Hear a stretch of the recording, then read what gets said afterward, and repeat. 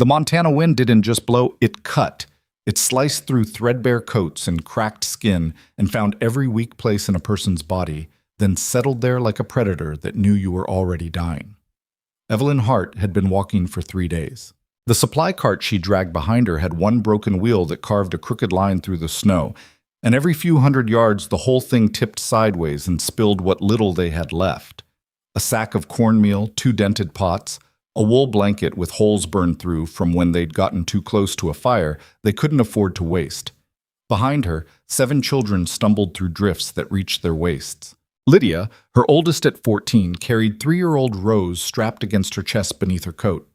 The boys, Thomas, 11, Jacob, 9, Samuel, 6, walked in a silent line with their heads down and their hands shoved under their armpits. The 2 middle girls, Clara and Margaret, held on to each other and cried without making sound because they'd learned months ago that crying didn't fix anything. Evelyn's husband had been dead since August. A mine collapse outside Bozeman.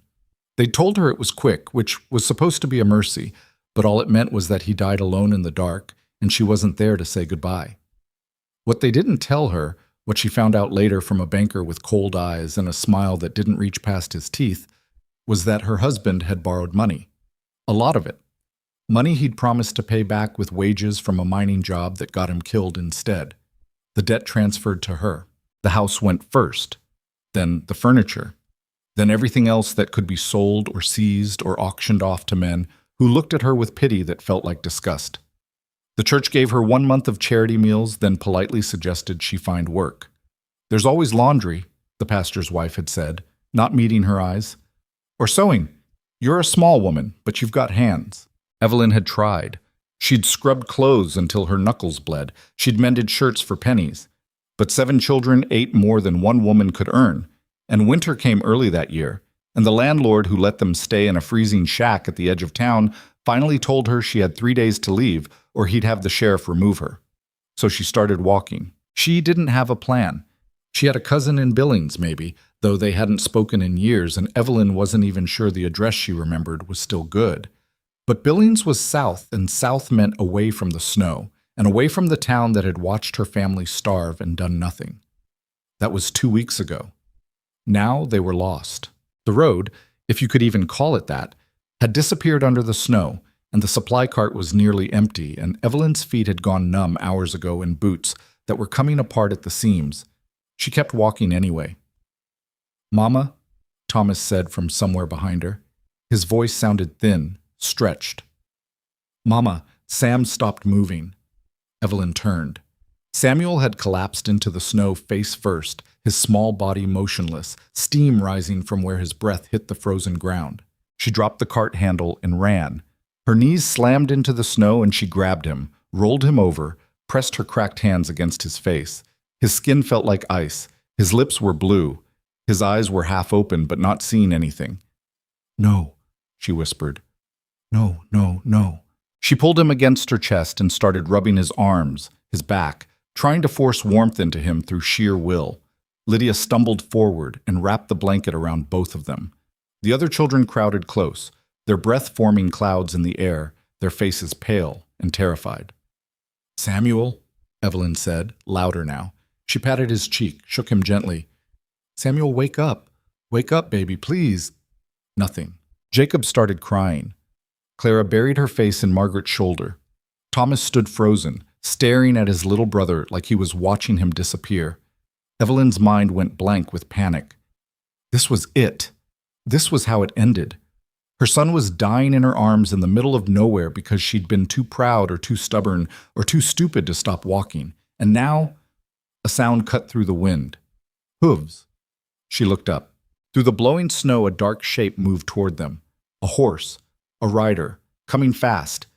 Evelyn's first instinct was fear.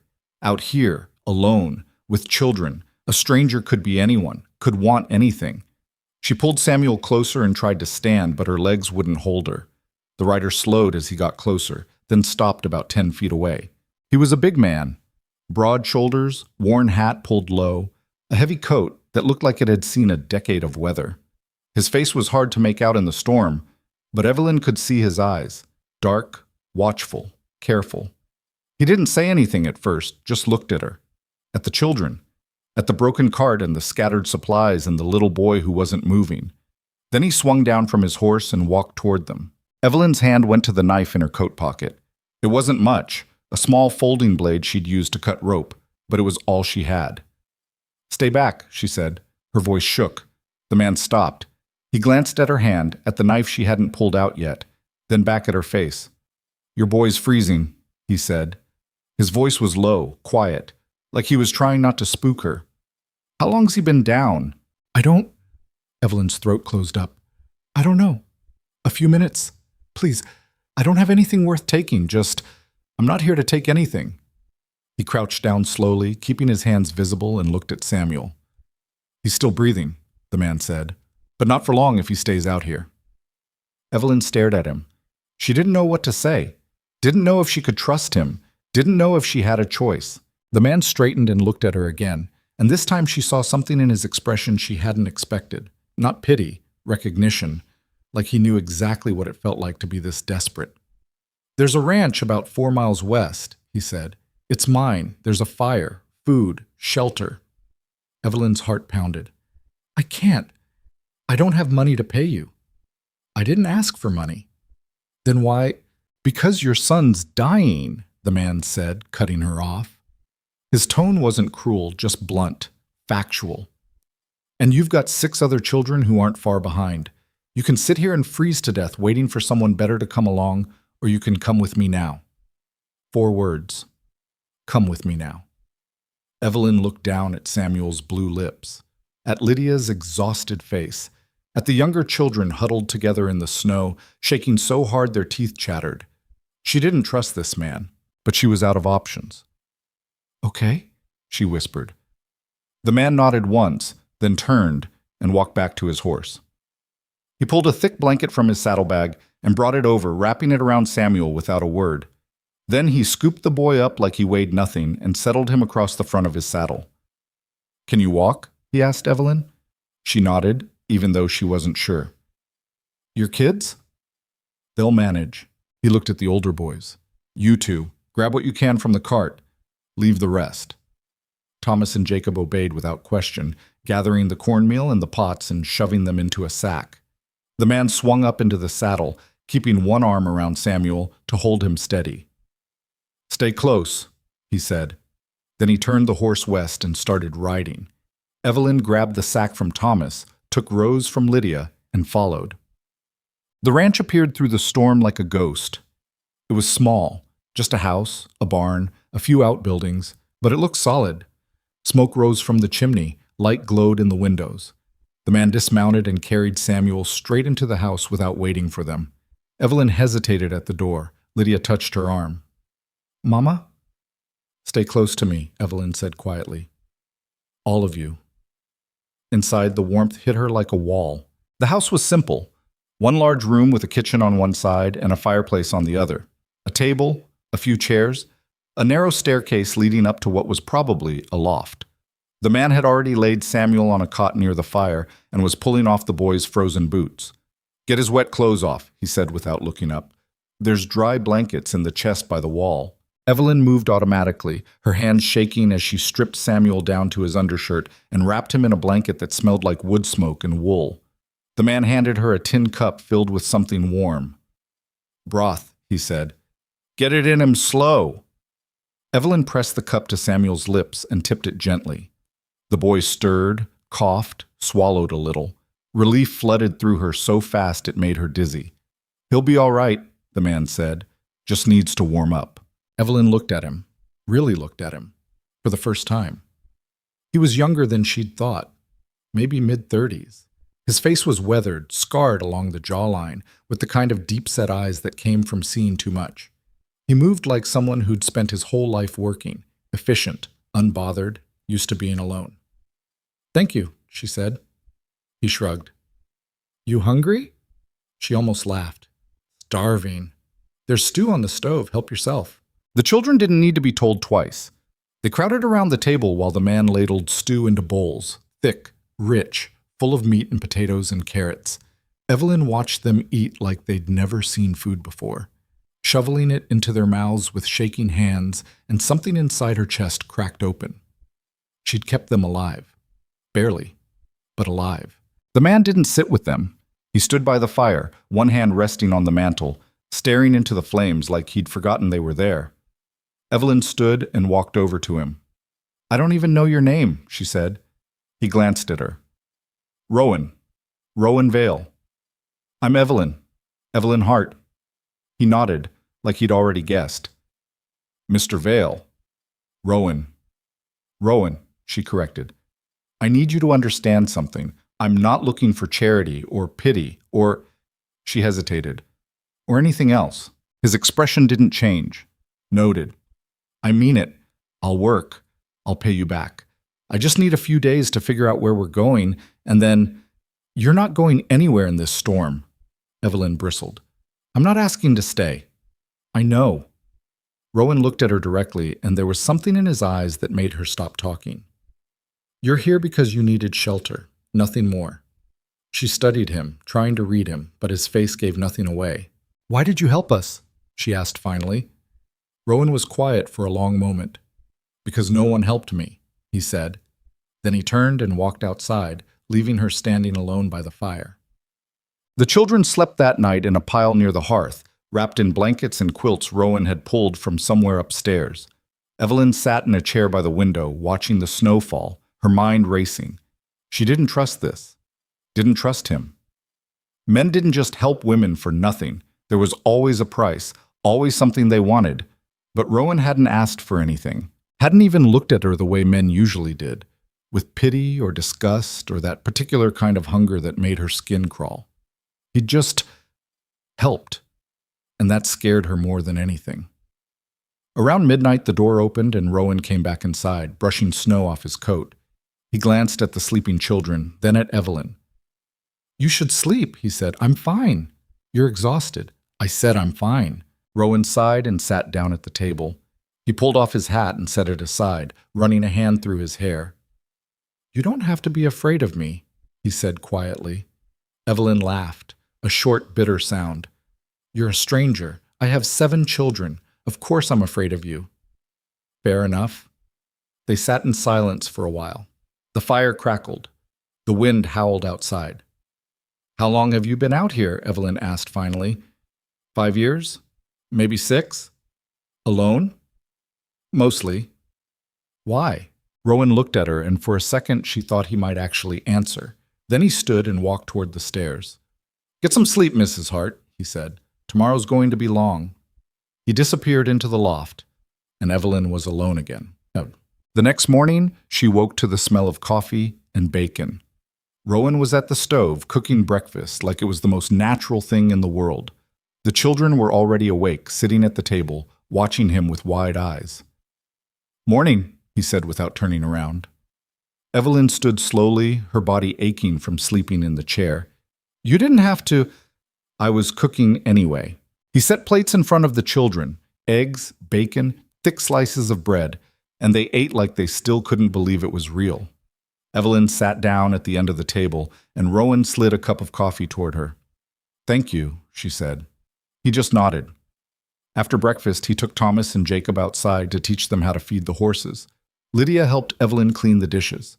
The younger girls played quietly near the fire with Rose. It felt normal, and that terrified her, because normal didn't last. Not for people like her. 3 days passed. The storm didn't let up. Rowan said it was the worst he'd seen in years, and Evelyn had no choice but to believe him. She tried to make herself useful. She cooked, cleaned, mended a torn shirt she found in a basket by the door. Rowan never asked her to do any of it, but she couldn't just sit there and take his charity without giving something back. The children thrived. Samuel's color came back. The younger ones started laughing again. Even Lydia, who'd carried the weight of the world on her shoulders for months, started to relax. Rowan barely spoke. He worked from dawn until dark, fixing fences, chopping wood, tending to the animals. He ate dinner with them but never said much, and afterward he'd disappear into the barn or up to the loft. Evelyn watched him, studied him, tried to figure out what he wanted, but he never asked for anything. One evening, she found him in the barn repairing a pair of boots. "Those are Jacob's," she said. Rowan glanced up. "Yeah." "You didn't have to eat. He needs boots." Evelyn crossed her arms. "Why are you doing this?" "Doing what?"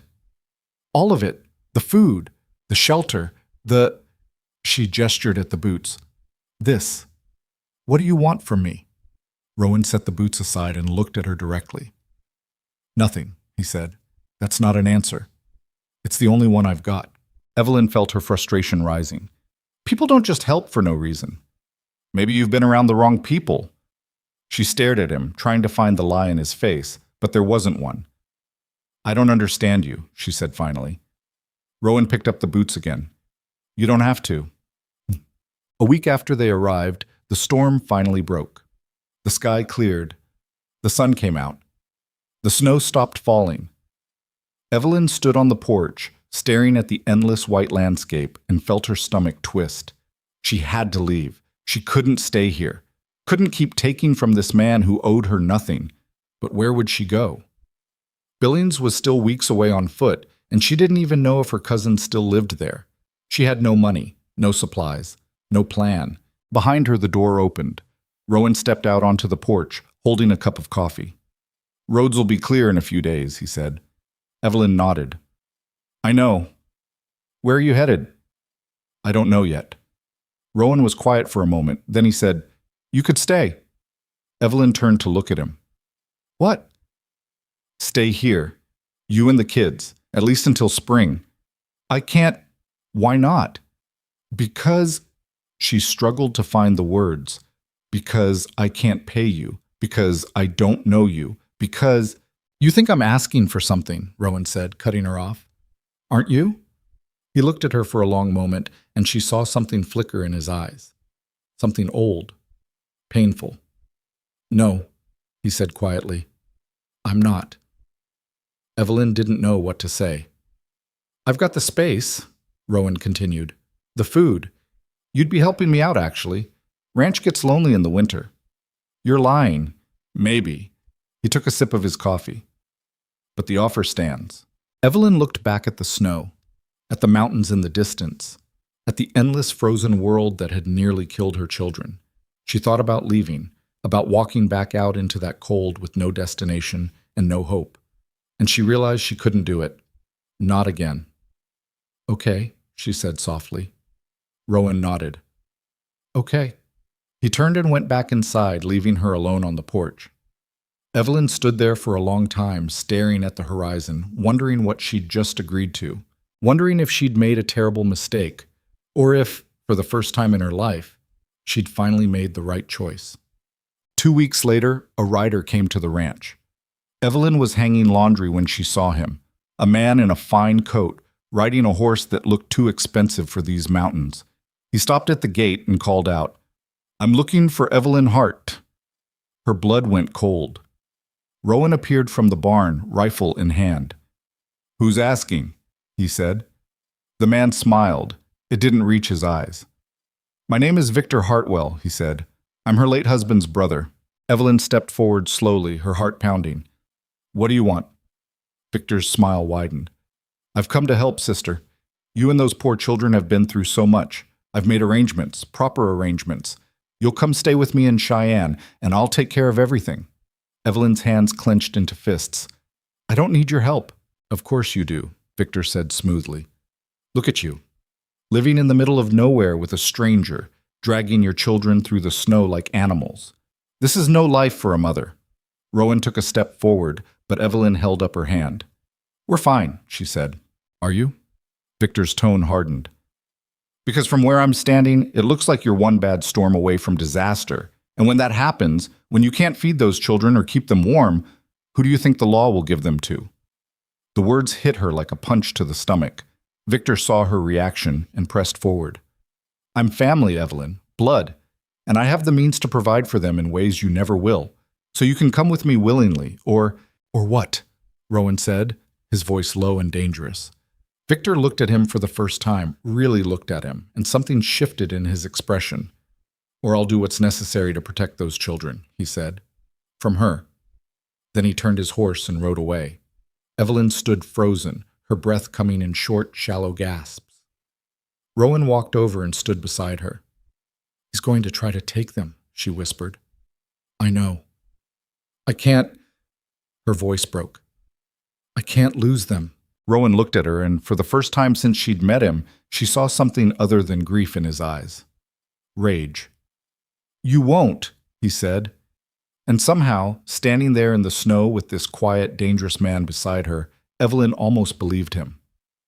Victor Hartwell didn't come back the next day, or the day after that, but his presence lingered like smoke after a fire. Invisible, but choking. Evelyn couldn't sleep. She lay awake at night listening to her children breathe, imagining men coming through the door to take them away. Every sound made her flinch. Every shadow felt like a threat. Rowan noticed. He started sleeping downstairs on the floor near the fireplace, his rifle propped against the wall within arm's reach.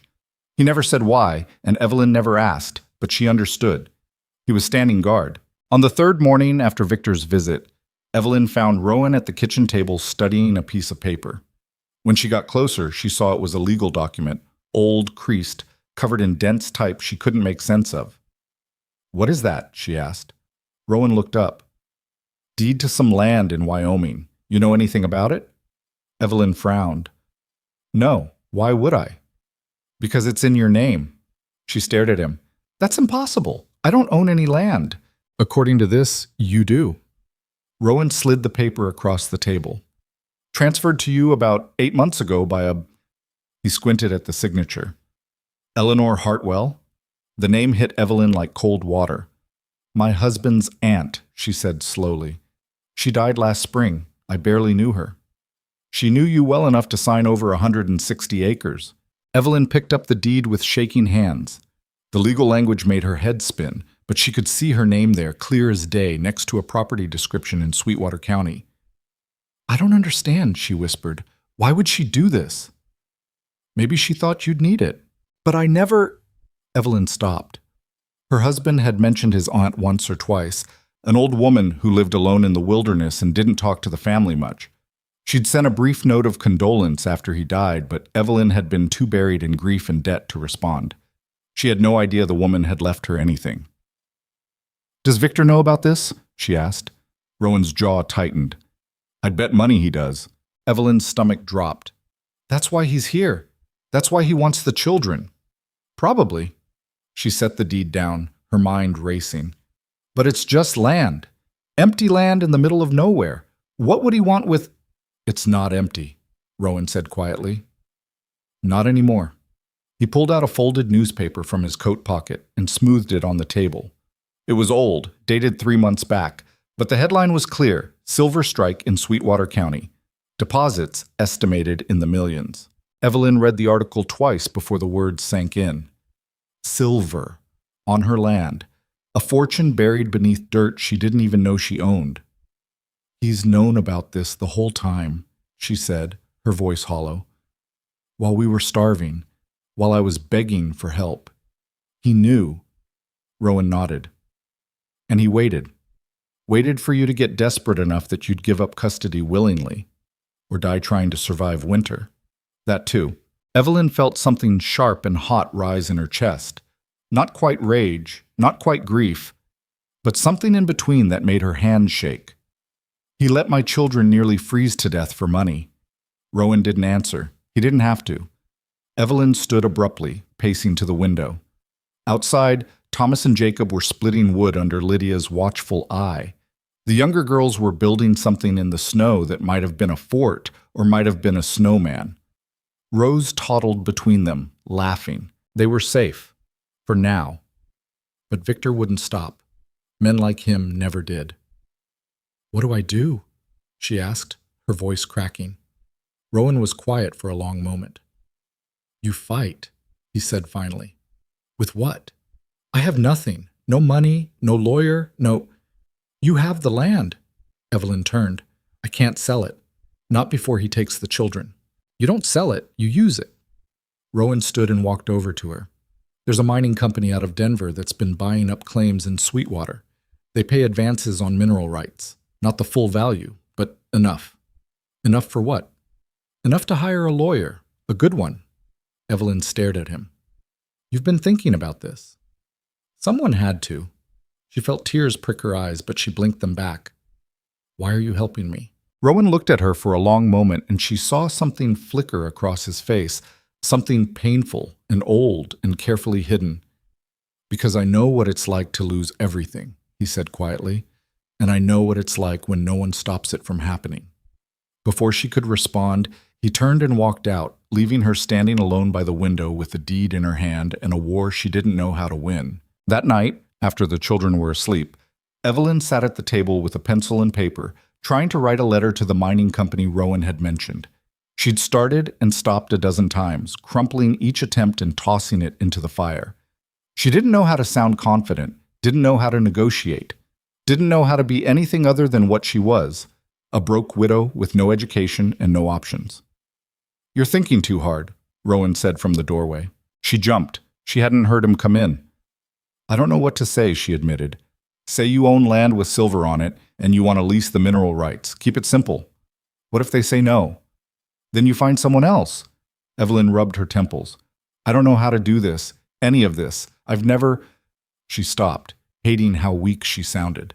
Rowan pulled out a chair and sat down across from her. You dragged 7 children through a blizzard with a broken cart and kept them alive, he said. You can write a letter. That's different. How? Because that was just... She gestured helplessly. Surviving.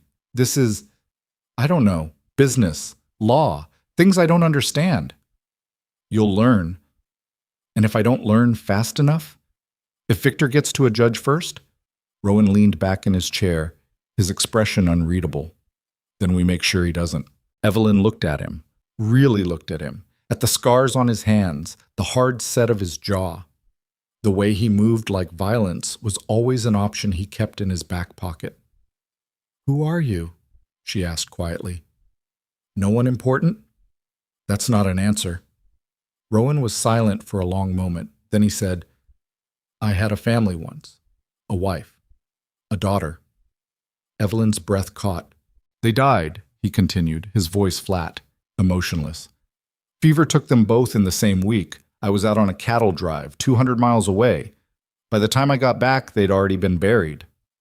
Rowan, I'm not telling you this for sympathy, he said, cutting her off. I'm telling you so you understand. I know what it's like to be too late, to lose the people you're supposed to protect because you weren't strong enough or fast enough or smart enough to stop it.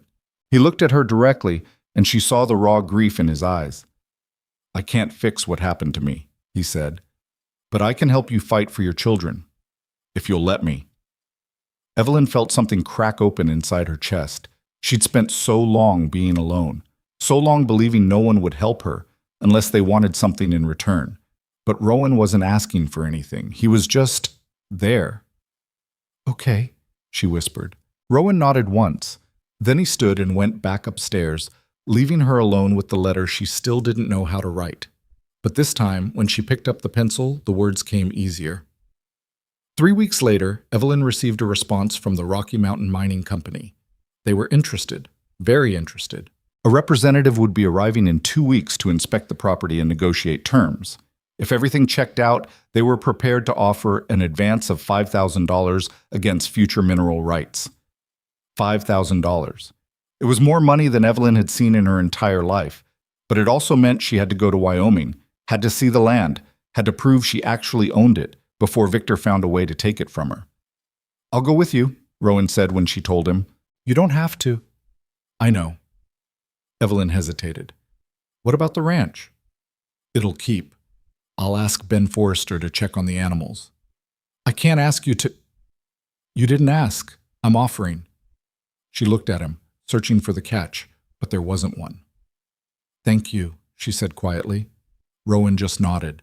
They left 2 days later, Evelyn, Rowan, and Lydia, who refused to be left behind. The younger children stayed at the ranch under the watchful eye of Ben Forrester's wife, a sturdy woman named Margaret who had 6 children of her own and didn't blink at adding 6 more. The journey to Wyoming took 4 days by wagon. The roads were rough, the weather unpredictable, and Evelyn spent most of the trip clutching the deed like it might disappear if she let go. Rowan drove in silence. Lydia sat in the back, reading a battered book she'd found at the ranch. Evelyn watched the landscape roll by and tried not to think about everything that could go wrong. What if the mining company changed their mind? What if the land wasn't actually hers? What if Victor got there first? "Stop," Rowan said suddenly. Evelyn blinked. "What?" "You're spiraling. I can see it. Stop." "I'm not." "You've been gripping that deed so hard your knuckles are white." Evelyn looked down and realized he was right. She forced her hands to relax. "I'm scared," she admitted. "I know." "What if this doesn't work?" Rowan glanced at her. "Then we find another way." "You keep saying we." "Yeah. Why?" He was quiet for a moment. Then he said, "Because you're not alone anymore, whether you like it or not." Evelyn didn't know what to say to that. They reached the property on the evening of the fourth day. It was nothing, just empty land stretching toward the horizon, dry grass, a few scraggly trees, no house, no barn, no sign anyone had ever lived there. Evelyn stood in the middle of it, the deed clutched in her hand, and felt her heart sink. "This is it?" Lydia asked, sounding disappointed. "I guess so." Rowan walked the perimeter, checking landmarks against the property description. When he came back, he nodded. "It matches. This is yours." Evelyn looked around at the barren landscape. "It doesn't look like much. Silver doesn't care what the surface looks like." Still, Rowan studied her for a moment. Then he said, "Your husband's aunt lived out here for 40 years, alone, no neighbors, no help. She survived. Maybe she was crazy. Maybe she was free." Evelyn looked at him sharply, but his expression was unreadable. That night, they camped under the stars. Rowan built a fire while Lydia unpacked their supplies. Evelyn sat on a flat rock and stared at the flames, her mind spinning. Tomorrow, the mining representative would arrive. Tomorrow, she'd negotiate terms for something she barely understood. Tomorrow, her entire future would shift one way or another. "You should eat," Rowan said, handing her a plate of beans and hardtack. "I'm not hungry." "Eat anyway." She took the plate because arguing seemed exhausting. Lydia curled up in a bedroll near the fire and fell asleep almost instantly. Rowan sat across from Evelyn, sharpening his knife with slow, methodical strokes. "Can I ask you something?" Evelyn said after a while. "Sure." "Why did you stay at the ranch? After your family died?" Rowan's hands stilled. For a moment she thought he wouldn't answer. Then he said, "Because I didn't know where else to go." "That's it?" "That's it." Evelyn watched the firelight flicker across his face. "Do you ever regret it? Staying?" "Yeah." Rowan thought about it. "No," he said finally. "It's quiet, safe. No one bothers me." "Sounds lonely." "It is." He went back to sharpening the knife. "But lonely's better than losing people." Evelyn understood that more than she wanted to admit. They sat in silence for a while, the fire crackling between them, the stars endless overhead. "Thank you," Evelyn said quietly, "for coming with me. For everything." Rowan glanced at her. "You've thanked me about 100 times. You can stop." "I mean it. I know." He slid the knife back into its sheath. "Get some sleep. Tomorrow's going to be long." Evelyn lay down in her bedroll and stared up at the sky. For the first time in months, she felt something that wasn't quite hope, but was close enough. The mining representative arrived at noon the next day. His name was Charles Whitmore, and he was everything Evelyn expected: polished, professional, carrying a leather briefcase that probably cost more than her entire wardrobe. "Mrs. Hart," he said, tipping his hat. "A pleasure." Evelyn shook his hand, trying not to feel self-conscious about her worn dress and wind-chapped skin. "This is Rowan Vale," she said, gesturing. "He's helping me." Whitmore nodded at Rowan, who nodded back but didn't speak. "Shall we discuss terms?" Whitmore said. They sat on flat rocks near the fire pit, and Whitmore pulled out a stack of papers.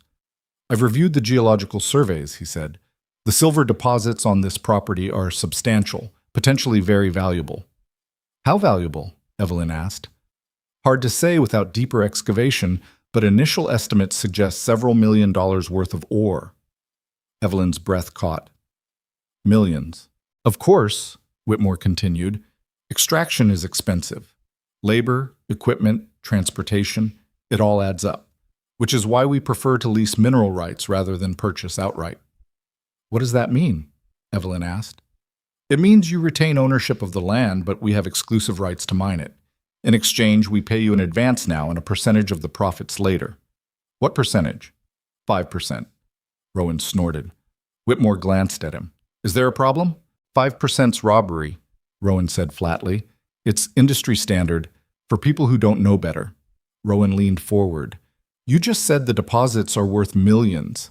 5% of millions is still a lot of money, but it's pennies compared to what you'll make. Whitmore's smile tightened. Mr. Vale, I assure you, 15%, Rowan said, and a $10,000 advance. Whitmore laughed. That's absurd. Then walk away. The two men stared at each other. Evelyn's heart pounded. She didn't know if Rowan was bluffing or if he'd just destroyed her only chance at saving her children. Finally, Whitmore sighed. 10%. 7,000 advance. Final offer. Rowan looked at Evelyn. She swallowed hard. Okay. Whitmore pulled out a contract and spent the next hour walking her through the terms. Evelyn's head spun with words like extraction rights and revenue allocation and breach of contract, but Rowan stayed beside her, stopping Whitmore whenever something sounded wrong. By the time they finished, the sun was setting. I'll have the advance wired to the bank in Cheyenne within the week, Whitmore said, standing. Pleasure doing business with you, Mrs. Hart. He shook her hand again, then rode away. Evelyn sat frozen, staring at the signed contract in her hands. $7,000.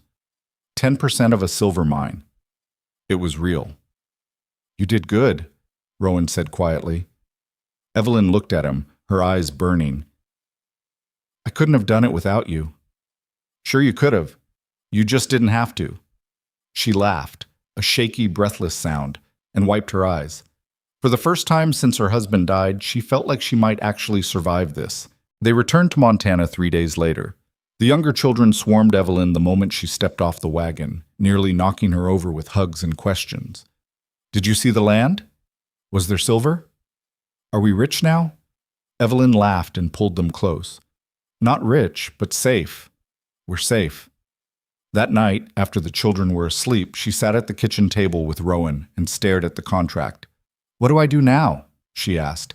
You hire a lawyer, a good one, someone who can fight Victor if he tries to take the kids. Do you know anyone? Rowan hesitated. Maybe. There's a man in Helena, Thomas Brennan. Used to be a federal prosecutor before he went private. He's expensive, but he's the best. How do you know him? I just do. Evelyn didn't push. Can you write to him? I'll do it tomorrow. She nodded, then looked at him. Rowan? Yeah? Why are you doing all this? He was quiet for a long moment. Because you deserve to win, he said finally. And before she could respond, he stood and went upstairs, leaving her alone with the contract and a future that finally felt like it might belong to her. But in a town 200 miles south, Victor Hartwell sat in a lawyer's office, signing papers of his own. Papers that claimed Evelyn Hart was an unfit mother. Papers that demanded custody of her children. Papers that would drag her into a courtroom and tear her life apart all over again. The war was just beginning. The letter from Thomas Brennan arrived 6 days later, and it wasn't what Evelyn expected. She'd imagined something formal, professional, maybe a polite acknowledgement that he'd consider her case. Instead, the letter was blunt and direct, written in cramped handwriting that looked like it had been done in a hurry. Mrs. Hart, it read, Rowan Vale doesn't ask for favors. If he's vouching for you, that's enough. I'll take your case. We need to meet immediately. Victor Hartwell has already filed a petition for emergency custody. The hearing is in 3 weeks. Come to Helena as soon as you can. Bring everything, deeds, contracts, any documentation of your income or living situation. And bring Rowan. We'll need him. Evelyn read it twice, her hands shaking. 3 weeks. She had 3 weeks to prove she was fit to keep her own children. Rowan was chopping wood outside when she found him. She didn't say anything, just handed him the letter. He read it silently, his jaw tightening. Emergency custody, he said finally. That means Victor's claiming the children are in immediate danger. Danger from what? From you. The words hit her like a slap. That's insane. They're safe. They're fed. They're Doesn't matter what's true. Matters what he can make a judge believe. Rowan set the letter down and looked at her. He's going to paint you as unstable, reckless, a woman who dragged her children through a blizzard and is now living with a strange man she barely knows. Evelyn felt her stomach twist. But that's not, I know, but it's how it'll sound in a courtroom. She wanted to scream, wanted to throw something, wanted to grab her children and run so far Victor would never find them. But she'd already tried running. It hadn't worked. When do we leave? She asked quietly. Tomorrow. This time they brought all 7 children. Leaving them behind felt too risky. Too much like giving Victor an opening to take them while she was gone. Margaret Forrester helped pack supplies for the trip, moving around the kitchen with practiced efficiency while the younger children chased each other outside. You'll be fine, Margaret said, though her tone suggested she wasn't entirely sure. Brennan's good. Best there is. Have you met him? Margaret hesitated. Once, years ago. He defended a rancher who got accused of stealing cattle. The man was guilty as hell, and Brennan still got him off. Evelyn wasn't sure if that was supposed to be reassuring. The trip to Helena took 5 days. The children were restless, bored, fighting with each other in the cramped wagon. Rose cried for hours at a time. Samuel got sick and threw up twice. Jacob and Thomas nearly came to blows over a stupid argument about who got to sit near the front. Evelyn felt like she was holding herself together with fraying rope. Rowan drove in silence, his face unreadable, his hands steady on the reins. On the 3rd night, when they'd stopped to make camp and the children were finally asleep, Evelyn sat by the fire and put her head in her hands. I can't do this, she whispered. Rowan looked over from where he was checking the horses. Yes, you can. You don't know that. I do. She lifted her head. How? He walked over and sat down across from her. Because you're still here. You're still fighting. That's more than most people would do. Most people don't have to fight this hard. No, Rowan agreed. They don't. Evelyn stared into the fire, watching the flames twist and curl. What if I lose? You won't. But what if I do? What if the judge decides Victor's right, that I'm not? Her voice cracked. What if they take my children and I never see them again? Rowan didn't answer right away. When he finally spoke, his voice was low and careful. Then we make sure that doesn't happen. How? However, we have to. There was something in his tone that made Evelyn look at him sharply, something dark and dangerous that reminded her she didn't actually know this man, didn't know what he'd done before he found her freezing in the snow. Rowan, I'm not saying we break the law, he said, cutting her off. I'm saying we do whatever it takes within the law. And if the law fails you, then we figure out what comes next. Evelyn didn't know if that was a promise or a threat. Maybe it was both. They reached Helena late on the 5th day. The city felt overwhelming after months in the wilderness. Too many buildings, too many people, too much noise. The children pressed close to Evelyn as they walked through the crowded streets, wide-eyed and nervous. Rowan led them to a modest hotel near the courthouse. The proprietor, a thin man with spectacles, looked at their dusty clothes and muddy boots with barely concealed disdain. We need 2 rooms, Rowan said, sliding money across the counter. The man counted it slowly. How long? A week, maybe more.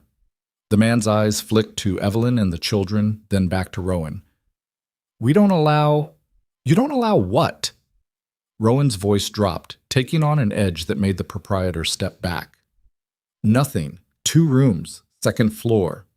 The rooms were small and drafty, but they had real beds and a stove, which was more than Evelyn had expected. She got the children settled, Lydia and the younger girls in one bed, the boys crammed into another, then sat down on the edge of the 3rd bed and tried not to fall apart. There was a knock at the door. Rowan stood in the hallway, hat in his hands. Brennan wants to meet tonight. Are you up for it? Evelyn wanted to say no, wanted to sleep for about a week and wake up when this was all over, but she nodded. Let me tell Lydia. Thomas Brennan's office was above a dry goods store, up a narrow staircase that creaked with every step. The door had his name painted in fading gold letters, and when Rowan knocked, a voice called out, "It's open!" Inside the office was chaos. Papers everywhere, stacked on the desk, piled on chairs, scattered across the floor, law books with cracked spines, empty coffee cups, a coat rack that looked like it might collapse under the weight of 3 heavy coats, and in the middle of it all, a man who looked nothing like Evelyn expected. Thomas Brennan was younger than she'd imagined, maybe 40, with dark hair going gray at the temples and sharp eyes that seemed to take in everything at once. He wore a rumpled shirt with the sleeves rolled up, no jacket, and he was eating what looked like half a sandwich while reading a legal brief. "You're late," he said without looking up. "No, we're not," Rowan said. "You said 8. It's 8. Brennan glanced at the clock on the wall. "Huh. So it is." He set down the sandwich and finally looked at them. His gaze landed on Evelyn, assessing her in a way that made her want to straighten her spine. "You're Evelyn Hart." "Yes?" "Sit." She sat. Rowan remained standing by the door. Brennan shuffled through papers until he found what he was looking for. A document he slapped down on the desk in front of her. "This is Victor Hartwell's petition. Have you read it?" Evelyn shook her head. "Good. Don't. It'll just piss you off." He leaned back in his chair, arms crossed. "Here's what he's claiming. You're mentally unstable, financially destitute, living in improper conditions with a man you're not married to, and you willfully endangered your children by dragging them through a winter storm instead of accepting his help." Evelyn felt her face flush. "That's not—" "I know it's not true, but true doesn't matter in a courtroom. What matters is what we can prove." Brennan pulled out another stack of papers. "So let's start building your case. You own land in Wyoming, correct?" "Yes." "And you've leased mineral rights to a mining company?" "Yes." "For how much?" $7,000 advance plus 10% of profits. Brennan's eyebrows went up. "That's not bad. Do you have the contract?" Evelyn handed it to him. He read it quickly, nodding. "This is solid. Whoever negotiated this knew what they were doing." "That was Rowan," Evelyn said. Brennan glanced at Rowan, something unreadable passing between them. "Of course it was." He turned back to Evelyn. "Okay. Income, check. Now tell me about your living situation." "I'm staying at Rowan's ranch. He's given us shelter. Are you paying rent?" "No, but—" "Start paying rent. Doesn't matter how much. $1 a month. I need to be able to tell the judge this is a legitimate rental arrangement, not charity." Evelyn blinked. "Okay. Are you and Mr. Vale involved romantically?" The question hit her like cold water. "What? No." "You sure?" "Yes." "Because Victor's going to imply you are. And if he can convince the judge you're living in sin with a strange man, you're done." Evelyn felt her cheeks burn. "We're not. Rowan's been nothing but respectful. He's helped me and my children, that's all." Brennan looked at Rowan. "Can you testify to that?" "If I have to." "You'll have to." Brennan made a note on a piece of paper. "Next question. Why did you leave town after your husband died instead of staying where people knew you?" Evelyn hesitated. "Because I had no money. The bank took the house. No one would help us." "No one?" "The pastor's wife offered laundry work. It wasn't enough." "Did you ask Victor for help?" "No." "Why not?" "Because I didn't know him. My husband barely talked about his family." Brennan nodded. "That's good. We can use that. You didn't know Victor. You had no reason to trust him. You did what any mother would do. You tried to survive on your own." He scribbled more notes, then looked up. "Here's the problem. Victor's rich, connected. He's going to bring character witnesses who'll say he's a pillar of the community. He'll bring doctors who'll say you showed signs of instability. He'll paint himself as the responsible family member trying to save his brother's children from a desperate woman who doesn't know what she's doing." "So how do I fight that?" Evelyn asked. Brennan smiled, but it wasn't a kind smile. "We destroy his credibility. We prove he knew about the silver mine and deliberately withheld help so you'd be forced to give up custody. We show the judge that this isn't about the children's welfare. It's about money." "How do we prove that?" "We find witnesses, paper trails, anyone who can testify that Victor knew about the mine before he filed for custody." Brennan looked at Rowan. "You still have contacts in Cheyenne?" "A few. Use them. I need everything you can dig up on Victor Hartwell. business dealings, debts, anything that shows he's not the saint he's pretending to be. Rowan nodded. Brennan turned back to Evelyn. And you. I need you to be perfect in that courtroom, not a hair out of place. Answer every question calmly. Don't cry. Don't yell. Don't give them any reason to think you're unstable. I'm not unstable. I know. But you're poor, you're a widow, and you made the mistake of trying to survive without a man's help. That's enough to make you suspect in some people's eyes. He stood and started pacing. We've got 3 weeks. That's not a lot of time, but it's enough if we're smart. Rowan, start digging into Victor's background. Evelyn, I need you to write down everything. Every interaction you had with your husband's family, every time you asked for help and were refused, every detail about how you ended up at Rowan's ranch. Don't leave anything out. Evelyn nodded, feeling overwhelmed. One more thing, Brennan said, stopping in front of her. This is going to get ugly. Victor's going to say things about you that aren't true. He's going to make you sound like a bad mother, and you're going to have to sit there and take it without reacting. Can you do that? Evelyn thought about her children, about losing them. Yes, she said. Brennan studied her for a long moment, then nodded. Good. Get some rest. We start tomorrow. Back at the hotel, Evelyn sat at the small desk in her room and tried to write everything down like Brennan had asked. But the words wouldn't come. Every time she tried to describe what had happened, the debt, the eviction, the freezing walk through the snow, she felt the shame rising up in her throat, choking her. She'd failed. She'd let her children nearly die, and now she had to convince a room full of strangers that she deserved to keep them. There was a soft knock at the door connecting her room to Rowan's. Come in, she said. Rowan stepped inside, still fully dressed despite the late hour. You okay? No? He pulled out the other chair and sat down. What's wrong? Everything. Evelyn set down the pen. I don't know how to do this. I don't know how to sit in a courtroom and defend myself against things that are... She stopped, her voice breaking. Some of what Victor's saying is true. I did drag my children through a storm. I did put them in danger. What if the judge agrees with him? You didn't have a choice. That doesn't make it right. Rowan was quiet for a moment. Then he said, When my wife died, I blamed myself. Thought if I'd been there, maybe I could have done something. Gotten a doctor faster. Nursed them through it. Something. Evelyn looked at him. I spent 2 years thinking that way, he continued. 2 years hating myself for being gone when they needed me. And then one day I realized it wouldn't have mattered. The fever was too strong. The doctor was too far. They were going to die whether I was there or not. That's not the same. It is. You did everything you could with what you had. You kept your children alive when everyone else gave up on you. That's not failure. That's survival. Evelyn felt tears prick her eyes. It doesn't feel like enough. It's more than enough. And when you sit in that courtroom, you need to remember that. She wiped her eyes, nodding. Rowan stood. Get some sleep. Tomorrow's going to be long. He started to leave, but Evelyn called out, Rowan? He turned. Why did Brennan say of course it was when I told him you negotiated the mining contract? Rowan's expression shifted, just slightly, but enough that she noticed. Because I used to do that kind of work, he said finally. What kind of work? The kind that doesn't matter anymore. He left before she could ask anything else. The next 2 weeks were a blur. Rowan disappeared for days at a time, traveling to Cheyenne and back, digging into Victor's past.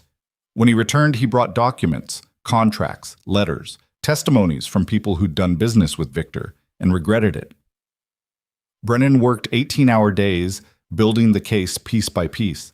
He coached Evelyn on how to answer questions, how to sit, how to speak. He was relentless and demanding and never satisfied, and Evelyn hated him for it even as she understood why. The children grew restless, cooped up in the hotel. Lydia did her best to keep them occupied, but fights broke out. Rose cried constantly. Thomas punched Jacob in the nose over something stupid, and Evelyn had to pull them apart while the hotel proprietor threatened to throw them out. She felt like she was fracturing. One afternoon, a week before the hearing, Evelyn took the children to a park near the courthouse. She sat on a bench and watched them play, really play, for the first time in months, laughing, chasing each other, acting like children instead of survivors. A woman sat down on the other end of the bench. She was well-dressed, maybe 50, with kind eyes and a soft smile. Your children? She asked. Evelyn tensed. Yes. They're beautiful. Thank you. The woman watched them for a moment. Then she said, I heard about your case. Evelyn's stomach dropped. I'm not here to judge.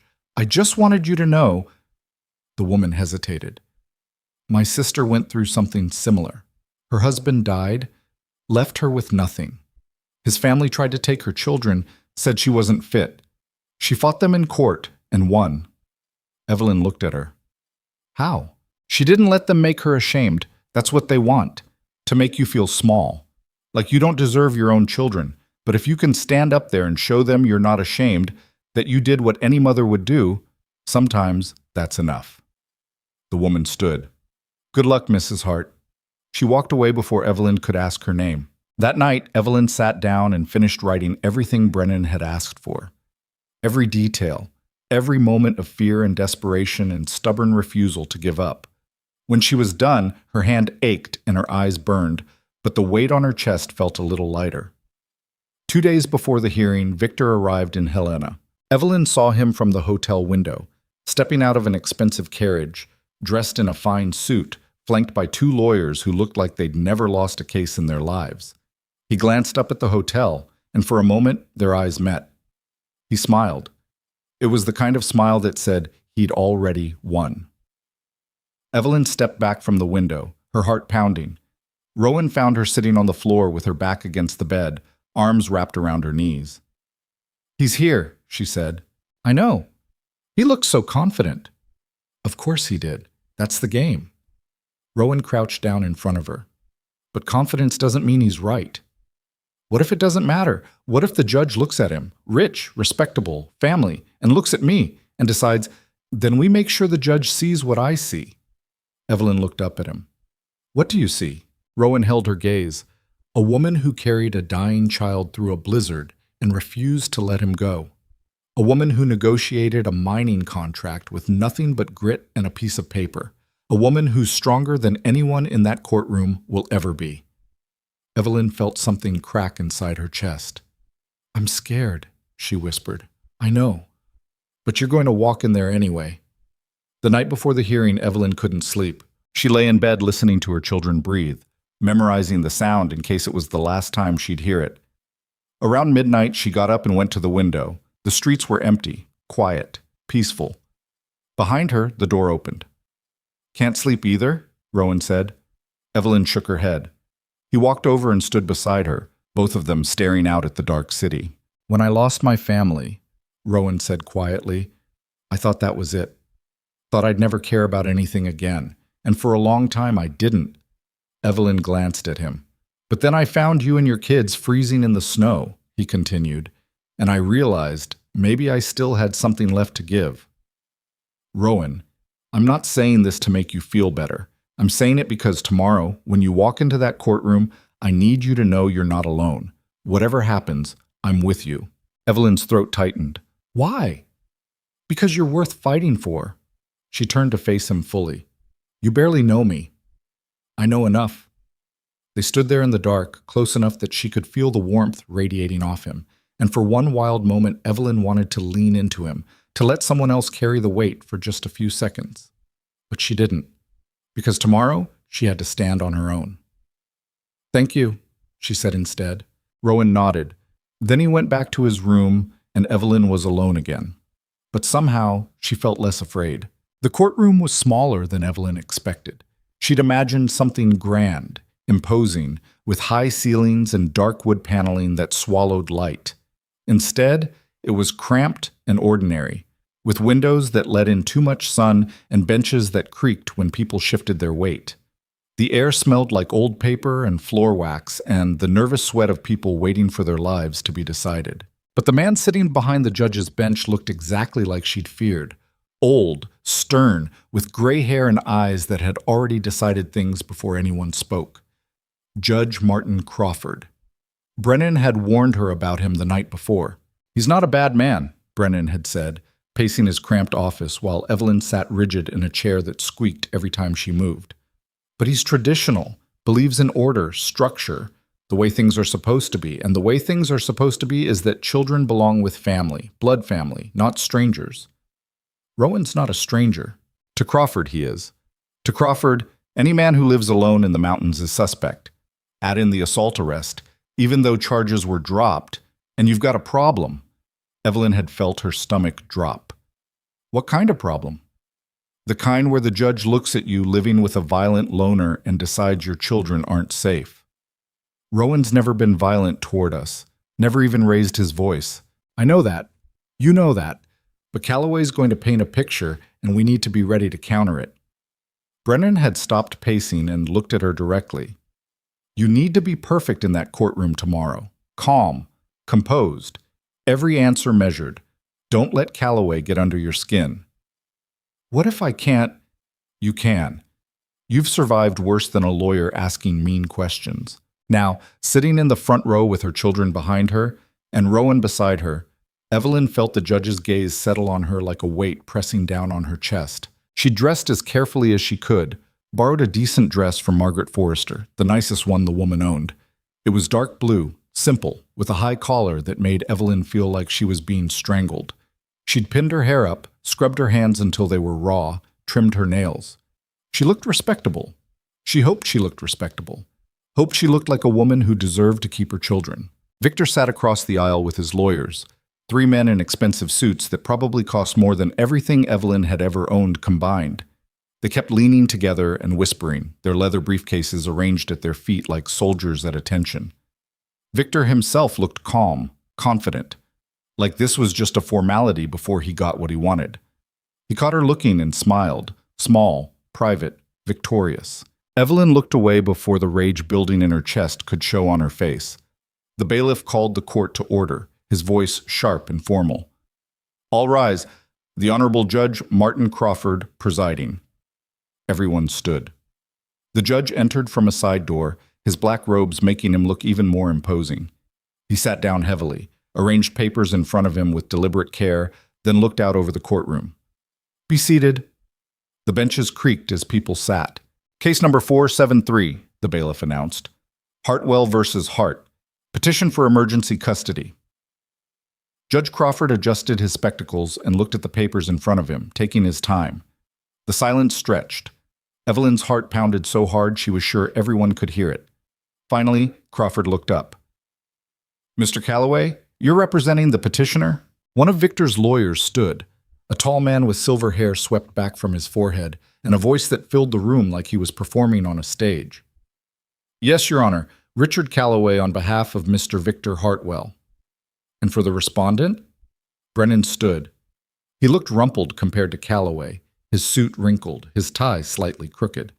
Thomas Brennan, Your Honor, representing Mrs. Evelyn Hart. Crawford nodded. Let's proceed. Mr. Calloway, your opening statement. Calloway walked to the center of the room, hands clasped behind his back, and when he spoke, his voice was smooth and practiced, like he'd given this speech 100 times before. Your Honor, this case is about 7 innocent children who have lost their father and deserve stability, security, and a proper home. Mr. Victor Hartwell is their uncle, their blood relative, a man of means and standing in the community who can provide everything these children need to thrive. Mrs. Hart, through no fault of her own, cannot. She is destitute, living on the charity of a stranger, and has demonstrated dangerously poor judgment in her care of these children. He paused, letting that sink in. My client does not seek to punish Mrs. Hart. He seeks only to ensure his late brother's children have the future they deserve, a future with proper education, adequate nutrition, safe housing, and the guidance of a responsible adult. These are things Mrs. Hart cannot provide. The evidence will show that she has put these children in repeated danger, that she lacks the resources to care for them, and that continuing in her custody poses an ongoing risk to their welfare. He sat down, looking satisfied. Evelyn's hands clenched into fists in her lap. Behind her, she heard one of the children shift nervously. Brennan stood and walked forward. He didn't have Calloway's polish or his theatrical presence. He just looked tired and blunt and irritated, like someone who'd seen too much nonsense in his life to pretend otherwise. Your Honor, this case is about money, not children, not their welfare. Money. Mr. Hartwell knew his nieces and nephews were starving and did nothing. He knew Mrs. Hart was desperate and offered no help. Why? Because he wanted her broken enough to surrender custody so he could claim a silver mine worth millions. That's what this is really about, and we're going to prove it. He sat down. Crawford looked between them, his expression unreadable. Mr. Calloway, call your first witness. Calloway stood smoothly. The petitioner calls Dr. Harold Winters. A man in a dark suit walked to the witness stand. Middle-aged, balding, carrying a leather medical bag that probably held instruments he'd never use in this room. He had the self-important air of someone who believed his professional opinion was beyond question. After being sworn in, Calloway approached him with the careful deference of a man who knew how to flatter an expert. Dr. Winters, you are a licensed physician practicing in Bozeman, is that correct? Yes? And how long have you been practicing medicine? 23 years? You examined Mrs. Hart in December of last year, is that correct? Yes, that's correct. Can you describe the circumstances of that examination? Winters shifted in his seat, getting comfortable. Mrs. Hart came to my office complaining of fatigue and difficulty sleeping. Upon examination, I found her to be severely malnourished, dehydrated, suffering from exhaustion, and what appeared to be symptoms of acute stress, rapid heartbeat, trembling, difficulty concentrating. In your professional medical opinion, was she capable of caring for 7 children at that time? Absolutely not. I recommended immediate rest and proper nutrition. I told her she needed to seek assistance or she risked serious health consequences. And did she follow your recommendations? Winters glanced at Evelyn, then away quickly. She left town 2 days later, took her children, and disappeared. Did that concern you? Very much so. A woman in that condition, attempting to travel in winter with 7 children, it was extremely reckless. Calloway nodded gravely. Thank you, doctor. No further questions. Brennan stood for cross-examination. He approached the witness stand with his hands in his pockets, his expression mild. Dr. Winters, when you examined Mrs. Hart and found her malnourished, did you offer her any assistance, food, medicine, a place to stay? Winters shifted uncomfortably. That's not my responsibility as a physician. So you diagnosed her as malnourished but didn't help her get food. I told her what she needed. It was up to her to follow through. Did you examine her children? No. Did you ask to examine them? No. Why not? If you were so concerned about Mrs. Hart's ability to care for them, wouldn't checking on their health have been prudent? Winters' jaw tightened. I assumed if there were problems, she would bring them to me. But she came to you with her own health problems, and you didn't help her. Why would she think you'd help her children? I gave her medical advice. You gave her a diagnosis and sent her away. Did you report your concerns to anyone? The sheriff, social services, anyone? I assumed she'd seek help if she needed it. But she did seek help. She came to you, and you sent her away with a diagnosis and nothing else. Brennan paused. Did you charge her for that visit? Winters hesitated. Yes. How much? $2. $2. And did she pay you? She said she would. Did she actually pay you? No. So Mrs. Hart, who you diagnosed as malnourished and exhausted, came to you for help. You charged her money she didn't have, gave her advice she couldn't afford to follow, and then watched her leave without offering any actual assistance. Is that accurate? I did my job as a physician. Did you? Brennan's voice sharpened. Because from where I'm standing, it looks like you took money from a desperate woman and did nothing to actually help her. Calloway shot to his feet. Objection! Argumentative. Sustained, Crawford said. Move on, Mr. Brennan. Brennan nodded. No further questions. Winters left the stand looking rattled. Calloway called 3 more witnesses that morning. A shopkeeper named Edmund Price testified that Evelyn had stolen bread from his store in November. He described her as wild-eyed and desperate, claimed she'd threatened him when he tried to stop her. Brennan's cross-examination revealed that Price had caught Evelyn putting a small loaf in her coat, that when confronted she'd tried to pay him with a button from her coat because she had no money, and that his version of threatening consisted of her saying, "My children are hungry," in a raised voice. A neighbor named Mrs. Cordelia Walsh claimed she'd heard the children crying at all hours when they lived in the boarding house. She testified that Evelyn seemed unstable and overwhelmed, that the children were dirty and poorly supervised. Brennan got her to admit she'd never actually spoken to Evelyn, never offered help, and that her knowledge of the children's condition came from watching them through her window while she ate dinner. Then came Howard Mitchell, the banker who'd seized Evelyn's house. He detailed her late husband's debts with clinical precision, $3,000 borrowed, with interest accumulating. He described the seizure of property as unfortunate but necessary. Calloway asked, "Did Mrs. Hart make any attempt to pay the debt?" "None whatsoever." "Did she try to negotiate terms?" "No, she simply left town." Brennan's cross-examination was brutal. "Mr. Mitchell, when did you inform Mrs. Hart about her husband's debt?" "Approximately 2 weeks after his death." 2 weeks after she'd buried her husband, you showed up to demand payment." "I gave her time to grieve." 2 weeks. How generous." Brennan pulled out a document. "This is the loan agreement signed by Mrs. Hart's late husband." "Where is Mrs. Hart's signature?" Mitchell looked uncomfortable. "She didn't sign it, so she had no knowledge of this debt until after her husband died."